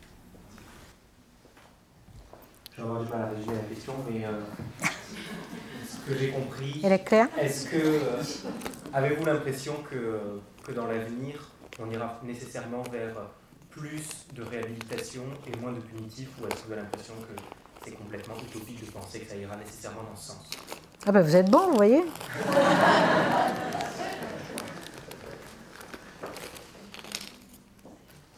On a dit qu'on en prenait 4.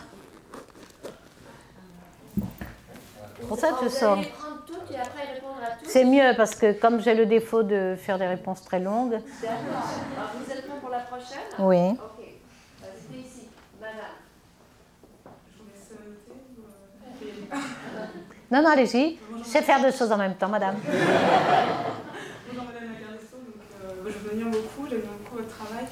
Ma question portait sur le devoir de mémoire, du coup, vous parliez du fait qu'il n'était pas forcément nécessaire de montrer les choses, et j'aurais jamais cru que du coup je ne serais pas totalement d'accord avec vous sur un point, parce que moi j'ai eu l'occasion à titre personnel de me rendre sur Robben Island en Afrique du Sud, d'aller à Memphis au Lorraine Hotel, et justement ce que je trouvais très poignant et très important, c'est que tout le monde était là et tout le monde se sentait concerné, parce qu'on était sur des lieux, en fait, on était sur des lieux qui symbolisaient des combats. Je me suis également rendue dans une plantation, donc il y avait tout ce monde, en fait, qui justement se sentait totalement impliqué. Et ma question, du coup, serait, voilà, au-delà de ces lieux, au-delà de la culture, des films qu'on peut avoir, notamment ici aux États-Unis, quand moi je vais parler à certains de mes amis d'Amistad, ça va leur parler, mais pas tant que ça, parce que ça va être des films américains avec une histoire américaine.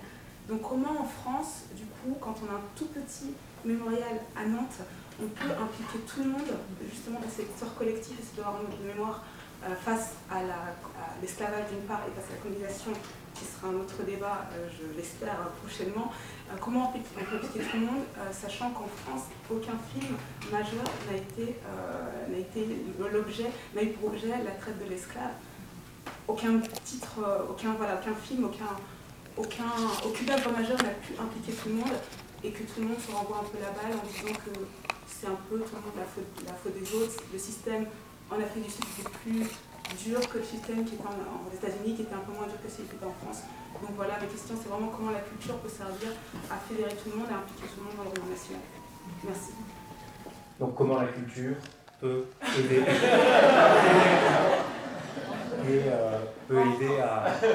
à évoquer ces crimes de l'esclavage en France. Bonsoir Madame la Ministre, merci d'être venue ce soir, de m'avoir fait l'honneur d'être présent. J'avais une question qui est très simple en fait, et qui porte sur un auteur dont vous êtes familier, puisque vous avez préfacé son ouvrage. Il a écrit dans The Atlantic il y a 3 jours sur la présidence Obama, et il a assez bien décrit les mécanismes d'opposition auxquels il a fait face. Et pour lui, une des explications majeures, notamment sur le fait que son nominé à la Cour suprême n'ait pas été investi, c'est en fait qu'Obama soit noir. Et en tant qu'homme noir, il a fait face à une opposition que l'on sait très rude des républicains et de la presse de droite en règle générale. Je voulais avoir votre opinion sur ce sujet, et vous, en tant que femme noire en France, quels exemples concrets vous pouvez nous donner, comme celui que j'ai évoqué de Coates, qu'il a sur le nominé d'Obama. Voilà, quel exemple concret pouvez-vous nous donner de ce racisme d'opposition? Merci. Quels exemples pouvez-vous nous donner du racisme, notamment à partir de l'exemple de la nomination de la question de la nomination d'Obama à la Cour suprême? De son candidat. Ça va, on en a 3, on en fait une 4e et c'est la dernière. C'est bien parce qu'ils sont sympas, ils résument même leurs questions. On va continuer à parler après, mais madame, s'il vous plaît. Merci. Bonsoir Madame la Ministre, merci Bonsoir. pour la parole, c'est très inspirant. Je sais que vous connaissez bien le groupement étudiant national pour l'enseignement des personnes incarcérées. Et là-bas, on réfléchit beaucoup, on essaye d'imaginer à quoi ressemblerait la prison idéale. Et c'est peut-être une question qui vous a déjà été posée. Du coup, ce soir, j'aimerais savoir pour vous, c'est quoi et à quoi ressemble la prison idéale, celle qui inclut et qui n'exclut pas et qui réconcilie les personnes incarcérées avec la société. Merci. À quoi ressemble la prison idéale pour vous?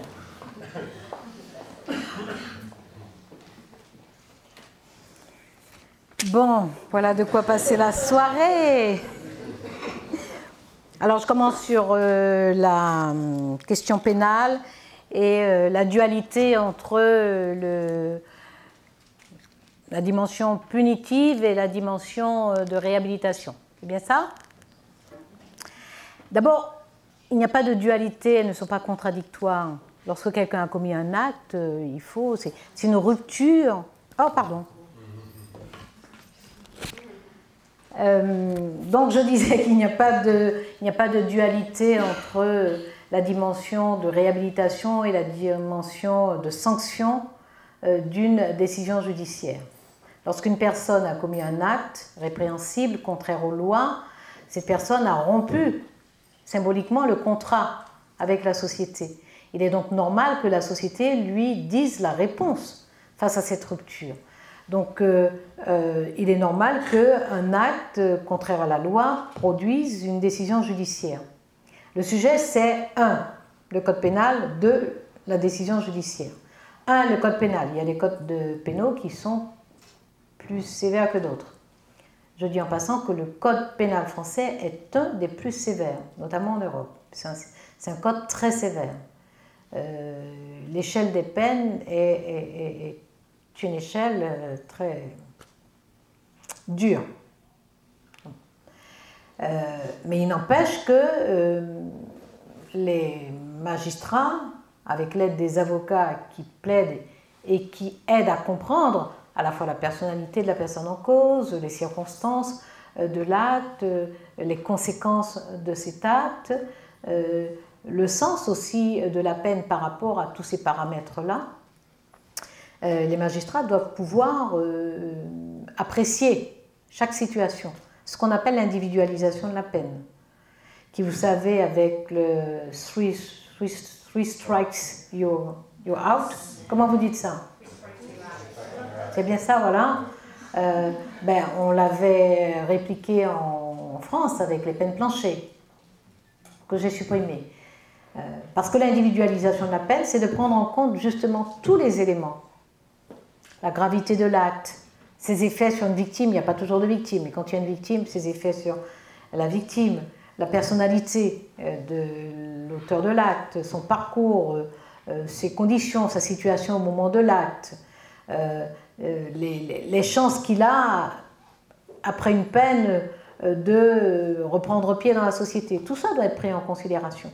C'est ce que permet l'individualisation de la peine. Donc, l'automaticité qui était issue des peines planchées, donc des three strikes, est contraire, c'est antidémocratique, c'est contraire à une justice démocratique. Donc il faut admettre l'idée de cette dualité, à savoir qu'un acte doit être sanctionné, mais la sanction, ça n'est pas une vengeance. Ça n'est pas, sinon on n'a pas besoin d'institutions judiciaires. Sinon le procès pénal n'a pas de sens, il n'a pas de finalité. La finalité du procès pénal, c'est d'éviter le face-à-face entre l'auteur d'un acte et la victime, c'est de peser, au sens crématistique, comme on dit, de peser vraiment ce que signifie cet acte-là dans la société et de lui donner la juste sanction et de faire en sorte que celui qui va exécuter cette sanction ne soit pas détruit par la sanction. C'est pour ça qu'on a des procès, c'est à cela que sert un procès pénal. Sinon, on revient à la vendetta, sinon on revient à la vengeance, sinon on revient voilà, la victime dit quelle réparation elle veut.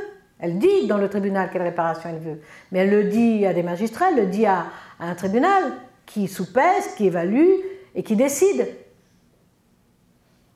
On n'est pas dans la situation où la victime dit voilà, vous m'avez fait ça, ça mérite le double de ce que vous m'avez fait. Donc les deux dimensions existent et nous devons accepter l'idée des deux dimensions et nous devons surtout la faire accepter dans la société. Dire qu'il faut amender, dire qu'il faut réhabiliter, dire qu'il faut que la peine ait un sens, dire qu'il faut qu'à l'intérieur des prisons il y ait des cours, de l'enseignement, qu'il y ait des activités, qu'il y ait des manifestations culturelles. Le dire n'est pas contraire au fait de reconnaître qu'une faute a été commise et qu'elle mérite d'être sanctionnée ou qu'elle mérite réparation. Donc je crois que c'est surtout cela qui est peut-être plus difficile à faire accepter par la société, mais vous avez parfaitement raison, c'est loin d'être accepté, que ce soit sous la forme d'un seul volet, à savoir qu'il faut mettre beaucoup d'efforts dans la réhabilitation, dans l'amendement de la personne mise en cause, ou que ce soit sous l'aspect de ce que je viens de dire, accepter qu'il n'y a pas de contradiction entre le fait de prononcer une sanction, mais de veiller à ce que l'exécution de la peine ne soit pas une destruction d'un individu, d'un citoyen, d'un membre de la société, pas facile. Le fait même de dire que la décision de justice doit être appliquée et rien de plus. Il y a des tas de gens qui ne comprennent pas ça. Il y a des tas de gens qui estiment que c'est bien si les surveillants pénitentiaires font 3 méchancetés par jour à chaque détenu. Je ne suis pas en train de dire que les surveillants font ça.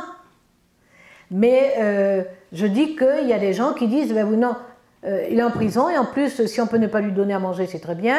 Si on peut l'empêcher de se doucher, c'est encore mieux. Si on peut le fouetter de temps en temps, ça lui fera le plus grand bien. Il y a des gens qui pensent ça. Ce qui est intéressant, c'est de savoir que parmi les gens qui pensent ça, quand ils ont quelqu'un qu'ils connaissent, il y a un frère ou un cousin ou un enfant qui est confronté à la justice, ils changent diamétralement de point de vue. Diamétralement. Vous voyez, les députés qui m'ont harcelé en m'accusant de laxisme, etc., et que je libérais tous les criminels, et que j'étais une irresponsable, et que machin, il y en a un qui est venu me voir parce que le fils d'une amie avait commis un acte, passé en jugement et était incarcéré. Il est venu me voir pour me demander de le sortir. Sauf que je lui ai expliqué qu'en dépit de tout ce qu'ils disent à la télé, à la radio, que je sors les criminels et les délinquants, je n'ai pas ce pouvoir-là. Donc on a ça. Lorsqu'il y a un reportage sur des conditions infâmes, parce que ça arrive, d'abord il y a des établissements vétustes, mais il y a aussi des établissements malsains. Les gens sont choqués d'avoir des prisons comme ça dans un grand pays comme la France. Et parmi eux, il y en a qui considèrent que ce n'est pas assez. Donc tant qu'on ne voit pas, on peut être très méchant. Mais comme il reste un petit bout de cœur dans le fond, là, quand même, quand on voit, on se rend compte que voilà, que ça n'a pas de sens, que c'est inhumain, que ça ne peut mener à rien. Ce sont ces gens-là même qui vous disent, mais quand ils vont sortir, imaginez dans quel état ils seront et dans quel état de revanche et de méchanceté ils vont être. Donc voilà, une réponse très longue, inutilement longue, mais pour dire que voilà, il faut pas accepter. Alors par contre, dans le prolongement de votre observation, une fois qu'on a accepté qu'il n'y a pas de dualité et que les deux doivent être faits, il y a la question de la prison. Il y a la question de la prison comme seule sanction. Et c'est ça, dans la réforme pénale que j'ai faite, j'ai introduit une nouvelle peine, la contrainte pénale qui s'exécute sans emprisonnement, sans incarcération. Lorsque la France a aboli la peine de mort en 1981, il n'y a pas eu de débat de fond. Ça ne veut pas dire qu'il n'y a pas eu de chercheurs et d'intellectuels universitaires qui aient travaillé la question. Mais il n'y a pas eu de débat public pour que ce soit un sujet de société sur la place de la prison. Et en fait, une fois que la peine de mort a été abolie et que cette espèce d'horizon fatal a été supprimé, la prison a envahi tout le reste de l'espace. De sorte que pour tout, par exemple, moi, lorsque je suis arrivée, 42% de la population carcérale, c'était des délits routiers. C'est-à-dire que la peine de prison était devenue la seule réponse judiciaire à tout. Une personne qui a un problème d'addiction à l'alcool, prison. Une personne qui a des troubles psychiatriques, prison. Donc la peine de prison était devenue vraiment la réponse unique. La pauvreté et l'indigence de la décision judiciaire. Donc évidemment, lorsque je dis que la peine doit avoir un sens et que la peine ne s'exécute pas forcément au milieu carcéral, tous les... Voilà, vous comprenez l'intensité des extravagances injurieuses de certains. Mais c'est un vrai sujet. Mais je crois qu'avec la réforme pénale, parce que moi je suis absolument persuadée, d'abord c'est vraiment une belle réforme, c'est une réforme intelligente, c'est une réforme de dignité. Je pense que dans le temps, elle va faire des effets. Elle va nous permettre collectivement de revenir à des choses raisonnables. Donc, elle va remettre la prison un petit peu plus à sa place. Je tâcherai d'être moins longue sur les suivants. Alors, sur le devoir de mémoire, mais je vais nous réconcilier tout de suite. Moi, je n'ai jamais dit qu'il ne faut pas de lieu, je n'ai jamais dit qu'il ne faut pas d'œuvre. Hein? Donc, notre seul désaccord là, il n'existe pas. D'accord? Hein? Vous dormirez mieux. Et moi aussi, pour tout vous dire. Au contraire, parce que ce que je dois dire, c'est que la loi, que souvent on dit que c'est une loi mémorielle, la loi de 2001, elle reconnaît la traite négrière et l'esclavage comme crime contre l'humanité. On peut dire qu'elle est mémorielle, mais elle est surtout éthique. C'est-à-dire dire très clairement qu'il s'agissait d'un crime contre l'humanité et dire l'intemporalité du crime de cette nature-là, c'est une réparation qui en appelle à la mémoire. L'article qui stipule que la République doit organiser une journée de commémoration chaque année à l'échelle nationale, cet article aussi a une dimension mémorielle. Mais l'article 2 est un article qui introduit l'enseignement de cette histoire à tous les niveaux de scolarité et qui oblige l'État à favoriser la coopération et la recherche. Alors on a dit, ouais, loi mémorielle, version officielle de l'histoire. C'est exactement le contraire. Lorsqu'on oblige l'État à favoriser la recherche, c'est justement qu'on ne dit pas c'est ça et c'est comme ça qu'il faut le lire et c'est comme ça qu'il faut le comprendre. On dit il faut approfondir le sujet, il faut travailler le sujet, il faut faire savoir, il faut faire connaître, il faut comprendre et comprendre de mieux en mieux. C'est ça que dit l'article 2. Et effectivement, il y a eu, alors ça décline depuis quelques années, parce qu'il y a moins de contrôle sur l'exécution réelle de ces dispositions, mais l'enseignement est une dimension extrêmement importante. L'enseignement, la recherche, la coopération sont les trois dimensions de l'article 2 de la loi de 2001. Donc moi je suis absolument persuadée qu'il faut des lieux de mémoire. Je suis absolument persuadée. J'ai mené des batailles, une bataille très rude pendant plusieurs années en Guyane pour faire changer le nom de l'aéroport. L'aéroport s'appelait Rochambeau. Alors il y a un Rochambeau ici. Et les Français ont toutes les raisons d'être fiers de ce Rochambeau-là, comme ils ont toutes les raisons d'être fiers de Lafayette et d'autres. Bon.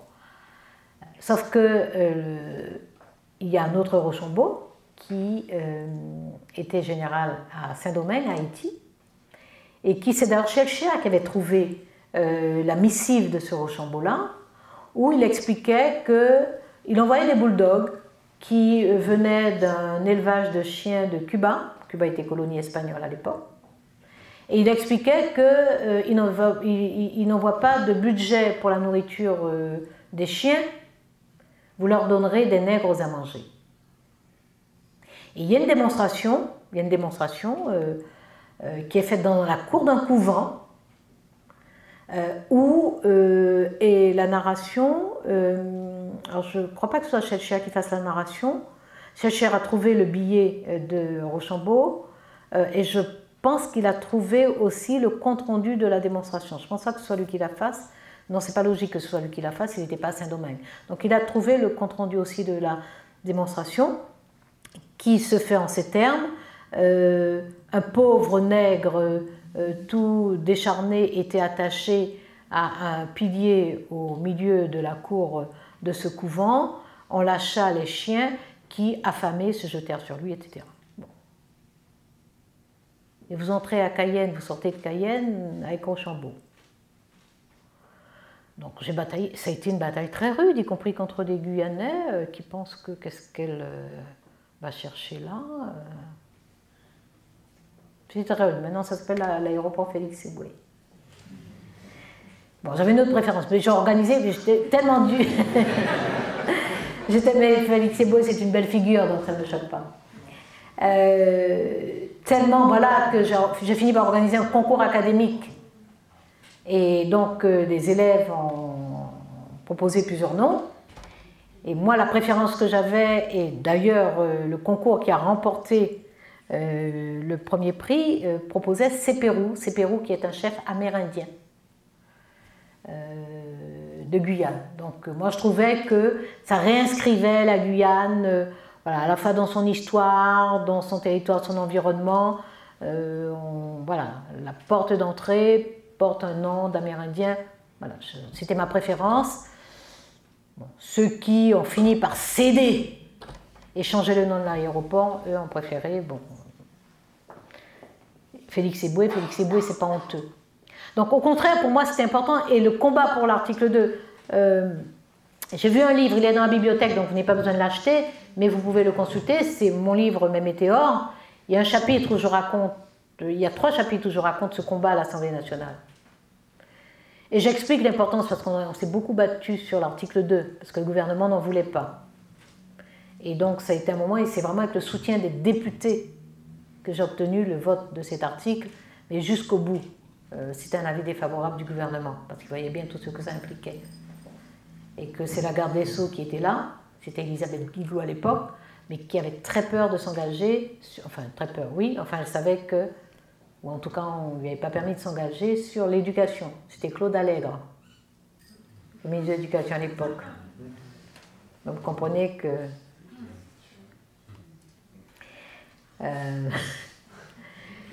Donc voilà, j'ai dû me battre longuement sur cet article, et c'est vraiment le soutien des députés qui a permis que l'article soit adopté, malgré l'opposition du gouvernement. Donc je suis absolument persuadée que c'est indispensable, que dans l'espace public, il y ait des noms qui nous rappellent cette histoire, qu'il y ait des films, qu'il y ait des documentaires, qu'il y ait des livres, voilà, je suis persuadée de ça. Donc je ne sais pas ce que j'ai dit pour créer ce malentendu, mais je vous remercie en tout cas de m'avoir permis de clarifier les choses.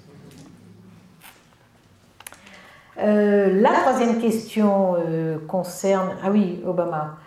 Et les exemples en France, bon, vous êtes jeune, mais ces 4 dernières années, vous étiez en mesure d'entendre la télévision et de lire les journaux, donc vous avez vu ce qui me fut réservé. C'était plus dans la pratique politique, pas dans une joute médiatique. Là, par exemple, l'exemple d'Obama est vraiment très politique, c'est sur ces décisions qui ont été impactées. Vous c'était un déferlement de haine, mais qui n'apportait rien au débat finalement. Et est-ce qu'à un moment, vos propositions de loi, est-ce qu'à un moment tout ça a été bloqué par le fait que vous soyez une femme d'abord, mais aussi par le fait que vous soyez une femme noire? Est-ce que ça a impacté votre politique? Nos systèmes sont différents. Donc effectivement, il y a une capacité ici, République fédérale, une capacité de contre-pouvoir à neutraliser les décisions du président. On ne peut pas dire que ça existe vraiment en France, sauf le Conseil constitutionnel qui peut, mais pas parce qu'il veut bloquer le président, mais parce qu'il démontre qu'une décision, une disposition n'est pas conforme à la Constitution. Moi, je ne pourrais pas dire donc que mon travail était entravé parce que j'étais une femme noire, mais la violence des attaques qui disqualifiaient mon travail était liée pour partie au fait que je suis une femme, que je suis un noir, que j'ai quelques idéaux auxquels je ne suis pas disposée à renoncer, c'était beaucoup trop. Il faut quand même se souvenir que les propos de remise en cause de ma personne ont commencé 48 heures après mon arrivée. Je n'avais encore rien dit, je n'avais encore rien fait. Et c'est allé en s'intensifiant, c'était d'une violence croissante et de plus en plus systématique. Donc moi je crois qu'il y avait un cocktail de qu'est-ce qu'une noire peut faire là, dans la tête de certaines personnes, qu'est-ce qu'elle peut faire là, comme garde des Sceaux, la chancellerie, la Vendôme. Une femme, bon, il y avait déjà eu 2 femmes, il y avait eu Guigou, il y avait eu Dati, il y avait eu 3 femmes. Alors une femme, on n'y était pas très habitué, mais quand même, on en avait vu avant, à ce poste.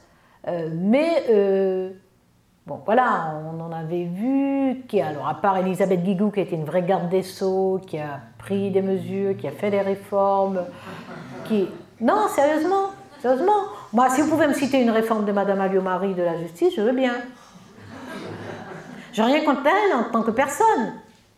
Je veux dire qu'on n'a pas eu à ce moment-là une présence de garde des Sceaux qui nous permette d'identifier une action pendant cette période-là.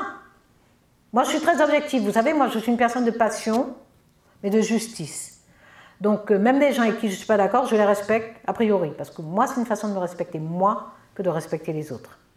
Donc, je ne fais pas de la contestation partisane, de mauvaise foi, je ne fais jamais ça. J'ai de vrais désaccords avec des élus de droite, par exemple. Je n'ai pas besoin d'inventer autre chose à côté. Je sais sur quoi je suis en désaccord avec eux. Donc, ces désaccords sont tellement clairs dans ma tête que ça ne m'empêche pas de leur dire bonjour, ça ne m'empêche pas de leur dire merci, ça ne m'empêche pas de leur dire que tel jour ils ont dit quelque chose de bien ou qu'ils ont fait quelque chose de bien. Donc, moi je fonctionne comme ça et ça me donne une très grande légèreté dans la vie.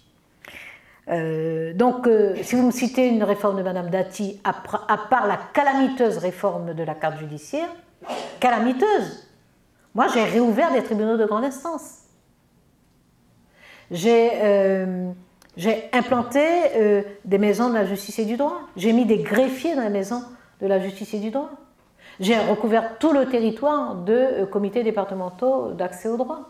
Donc, à part sa réforme calamiteuse de la carte judiciaire, si vous me citez une réforme de Mme Dati, je vais bien en prendre. Je connais les réformes de M. Perben, par exemple, qui est de droite, mais je connais les réformes de M. Perben. Mais voilà, donc à part Mme Guigou, qui effectivement a fait des réformes de la justice, c'est elle qui a fait la loi sur la présomption d'innocence, par exemple. Bon voilà, les autres femmes qui sont passées à Vendôme n'ont pas eu une action, et en plus, dans l'espèce de duel permanent ministère de l'Intérieur, ministère de la Justice, elles n'ont pas porté le ministère de la Justice comme un ministère régalien. Il ne s'agit pas de faire la guerre au ministère de l'Intérieur. Le ministère de l'Intérieur a son utilité indispensable. Mais le ministère de la Justice, si le ministère de la Justice n'existe pas en tant que ministère de la Justice, avec sa mission constitutionnelle, avec sa responsabilité de défense des droits et des libertés, avec sa capacité à veiller à ce que la justice puisse contrôler, puisse prononcer, puisse permettre l'exécution des lois. Si le ministère de la Justice ne joue pas son rôle, l'État est bancal. Donc il ne s'agit pas de faire la guerre au ministère de l'Intérieur, il s'agit que ces deux ministères soient forts, il s'agit que tous les deux existent, il s'agit que tous les deux fassent correctement leur travail. Or, voilà, il y a un certain nombre de ministres de la Justice dont on ne peut pas dire qu'ils aient rendu le ministère fort. Donc voilà moi, ce que je peux vous dire. Il y a eu une tentative d'affaiblissement de mon action. Ma démission était demandée toutes les semaines. Parfois 4 fois dans une même semaine. Donc, je veux dire, ne pas auditionner, parce qu'ici il y a une procédure d'audition, c'est comme Mme Loretta Lynch. Le Congrès a mis plus de 7 mois avant de l'auditionner. Plus de 7 mois pour auditionner la ministre de la Justice choisie par le président. Donc nous n'avons pas la même procédure, mais moi, ils passaient leur temps à demander ma démission. Comme il n'y avait pas d'audition, s'il y avait d'audition, ils ne m'auraient pas auditionné. Et puis, mais le fait de systématiquement mettre en cause, m'accuser, me faire des procès d'intention, c'est une volonté délibérée d'affaiblir mon action.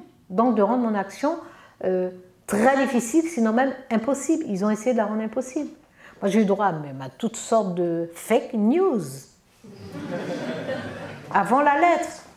Quand je suis arrivée, il n'y avait pas une semaine que j'étais là. Bon, il y avait 48 heures que j'étais là. On a dit que j'avais fait en sorte qu'un prisonnier s'évade.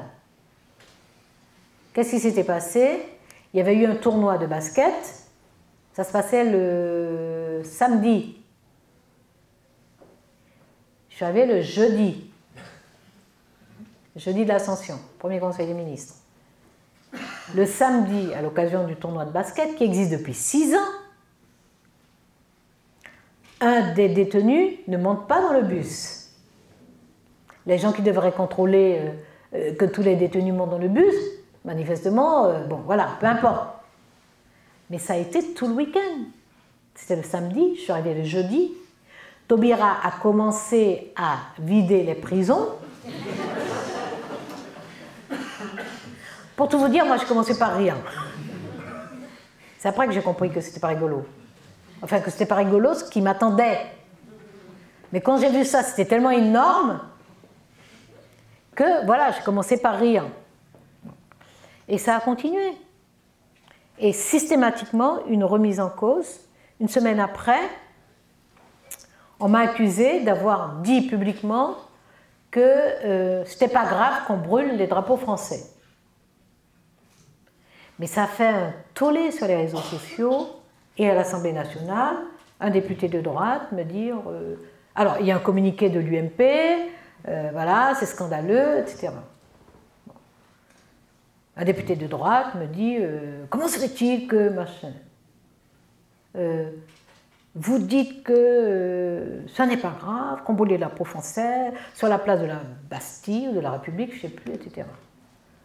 Alors j'explique que il n'y a pas eu d'événement, il n'y a pas eu d'incident, il n'y a pas eu de drapeau brûlé. Il n'y a pas eu. Il me dit, mais vous l'avez dit ou vous ne l'avez pas dit? Je dis, je ne commente pas les événements qui n'ont pas eu lieu. Un député à l'Assemblée nationale interrogeant une garde des Sceaux. Et c'était comme ça, sans arrêt. J'ai toujours fait, j'ai toujours dit, j'ai toujours... Et comme je ne viens pas... courber les chines, dire pardon pour des fautes que je n'ai pas commises.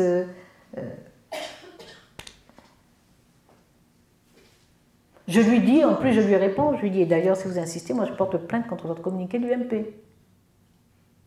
Parce que c'est de la diffamation. On n'aime pas ça. Je faisais profil bas. Donc je pense qu'il y a un cocktail, c'est-à-dire d'être femme, d'être noir, je mets des guillemets hein, parce que moi on m'a appris les couleurs.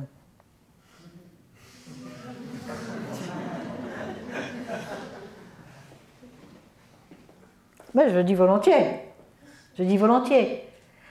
mais je mets sous les yeux l'imbécilité de la chose. Hein. Et être de gauche, j'assume, j'ai des idéaux, j'y tiens.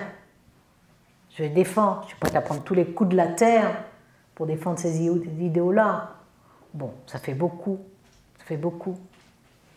Lorsqu'ils m'attaquent, c'est généralement assez léger, ce sont des mises en cause, ça n'est pas argumenté. Lorsque je riposte, c'est argumenté pour la simple raison que je prends mon travail au sérieux.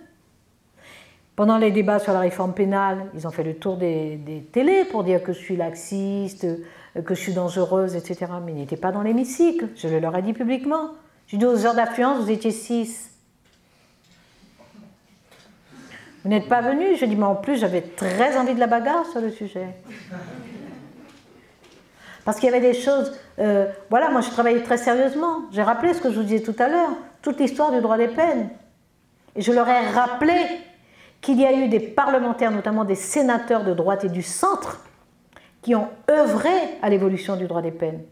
Je leur ai rappelé que les gardes des Sceaux, d'après la Deuxième Guerre mondiale, qui étaient de droite, bon voilà, c'était un peu la droite sociale, ont amélioré le droit des peines. Je leur ai rappelé qu'ils étaient à la fois ignorants et infidèles à leur propre courant de pensée, puisqu'aujourd'hui ils sont braqués sur une vision complètement arriérée et inefficace, alors qu'ils ont eu des prédécesseurs du même courant de pensée qui ont été capables de voir que la peine doit être exécutée, mais elle doit pouvoir amender. Donc évidemment, quand je fais des démonstrations comme ça, on me traite d'arrogante, etc. Mais je ne suis pas arrogante.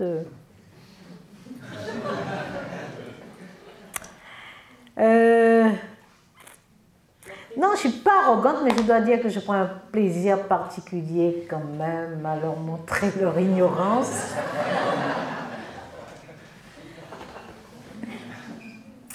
La dernière question. Sur l'enseignement, les personnes, les prisons. L'enseignement. Ah, la prison. Il n'y a pas de prison idéale, et puis je ne souhaite pas qu'il y ait une prison idéale. C'est vous. Vous connaissez le travail du GENEPI? Oui. Ce sont des gens bien. Vous y participez? Oui. Bravo. Bravo. Le GENEPI, c'est une association en France composée d'étudiants, d'étudiantes et d'étudiants qui interviennent dans les prisons. C'est une association qui a été créée par Lionel Stollerud, qui est parti cette année, et donc qui a presque 50 ans d'âge, hein, qui est vieille, qui a plus de 40 ans d'âge. Et voilà, ce sont des étudiants qui, pendant 2-3 ans en général, hein, d'études, hein, commencent au lycée, en terminale, pendant 1 ou 2 années d'études, ils interviennent dans les prisons, donc ils vont voir les détenus, ils font des activités, ils proposent des programmes. Donc moi j'ai bien travaillé avec eux. Récemment, ça je vais peut-être le dire hors micro, on leur coupait leur crédit de 30%, c'est moi qui ai fait rétablir.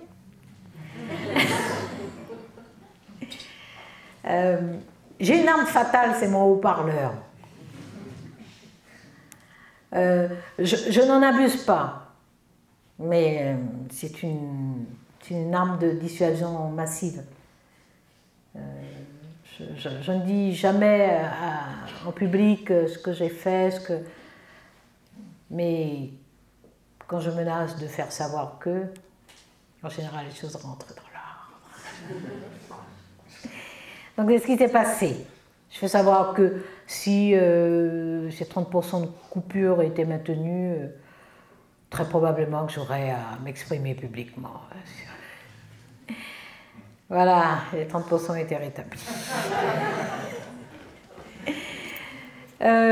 Donc, ce sont des méthodes honnêtes, hein. C'est honnête. Donc, je ne crois pas qu'il y ait de prison idéale. La prison, c'est la prison. Ce qu'il faut, c'est que la prison soit utile. D'abord, c'est une institution républicaine. La prison, ça n'est pas Guantanamo. Ça n'est pas un enfermement hors sol, hors droit. C'est une institution républicaine. Elle est donc régie par les lois républicaines, elle est contrôlée par des autorités républicaines et elle doit exécuter les règles qui sont stipulées dans les lois. Donc la prison, je ne pense pas que la prison idéale existe ou puisse exister. Par contre, la prison doit être un lieu. Il y a d'ailleurs une espèce d'illusion de socialisation, ou plutôt de non-socialisation, de rupture de socialisation. Les ruptures de socialisation, c'est lorsqu'on a fait, comme ces dernières années, pas les nôtres, hein, avant, les constructions de prisons au milieu de nulle part. Donc c'est assurément la rupture des liens familiaux, c'est un vrai risque de désocialisation, la personne est enfermée et isolée. Donc la prison doit être dans la ville. Elle doit être dans la ville, elle fait partie de notre arsenal démocratique. C'est comme ça qu'on sanctionne. On en pense ce qu'on veut, mais c'est comme ça que nos démocraties sanctionnent. Donc la prison doit être dans la ville. Et la prison doit être un moment. Donc elle ne doit pas être un facteur de désocialisation, mais on ne doit pas non plus avoir l'illusion que la socialisation en prison est la même que la socialisation à l'extérieur. Donc il faut comprendre qu'il y a une socialisation particulière à l'intérieur de la prison. Il y a des règles, il doit y avoir des temps d'éducation, des temps d'enseignement, des temps d'activité sportive, des temps d'échange, des temps de réflexion, etc. Et des temps de vie en commun, certains repas, l'exercice des cultes, etc. Donc il faut penser cela. La prison est un moment dans la vie de quelqu'un. C'est un lieu qui est admis par la société, conçu par la société, mais qui est soumis aux règles de la société. Donc pour moi, pour me rapprocher de votre interrogation sur la prison idéale, c'est que la prison ne soit pas la zone d'ombre et d'hypocrisie de la société. Que ce soit un lieu où on retienne des personnes, mais en les reconnaissant comme des personnes. Je disais tout à l'heure que la décision de justice est la seule qui doit être appliquée. On n'a pas à humilier le détenu en plus. On n'a pas à ne pas reconnaître sa dignité. On n'a pas à ne pas reconnaître ses droits. On n'a pas à le harceler. On n'a pas à perturber ses visites, les visites de sa famille. Voilà, donc il doit exécuter la décision de justice, c'est telle peine qu'il doit exécuter, c'est tout, on n'a rien à ajouter. Par exemple, le droit de vote, s'il n'y a pas suppression des droits civiques, on ne doit pas empêcher les détenus de pouvoir voter.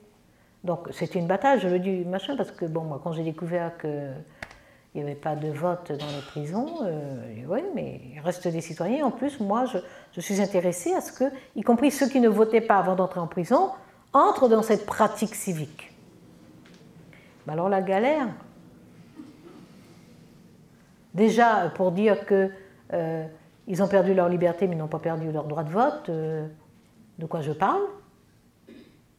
Ensuite, pour admettre qu'on puisse mettre des bulletins, des isoloirs, parce que le problème c'était qu'ils votaient par procuration. Certains, vraiment les plus déterminés, votaient par procuration, mais ça faisait beaucoup de travail aux gendarmes pour venir chercher la procuration, pour, enfin bon, je ne sais plus quoi.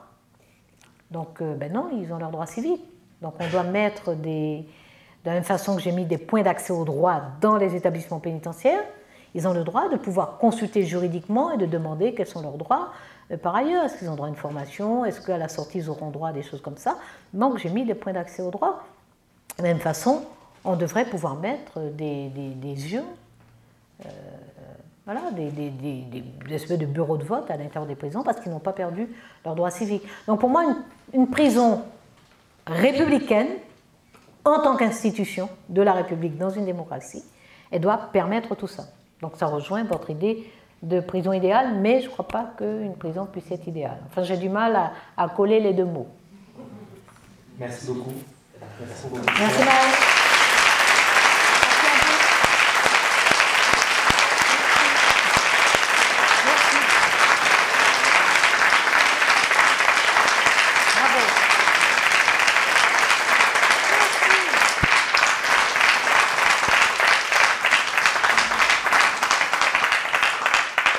Merci beaucoup. On vous invite maintenant à aller au deuxième étage pour un cocktail et une vente de livres avec des dédicaces. Ah ben oui, il paraît qu'il y a des signatures. Quelques livres. On circule beaucoup dans cette maison. Merci infiniment.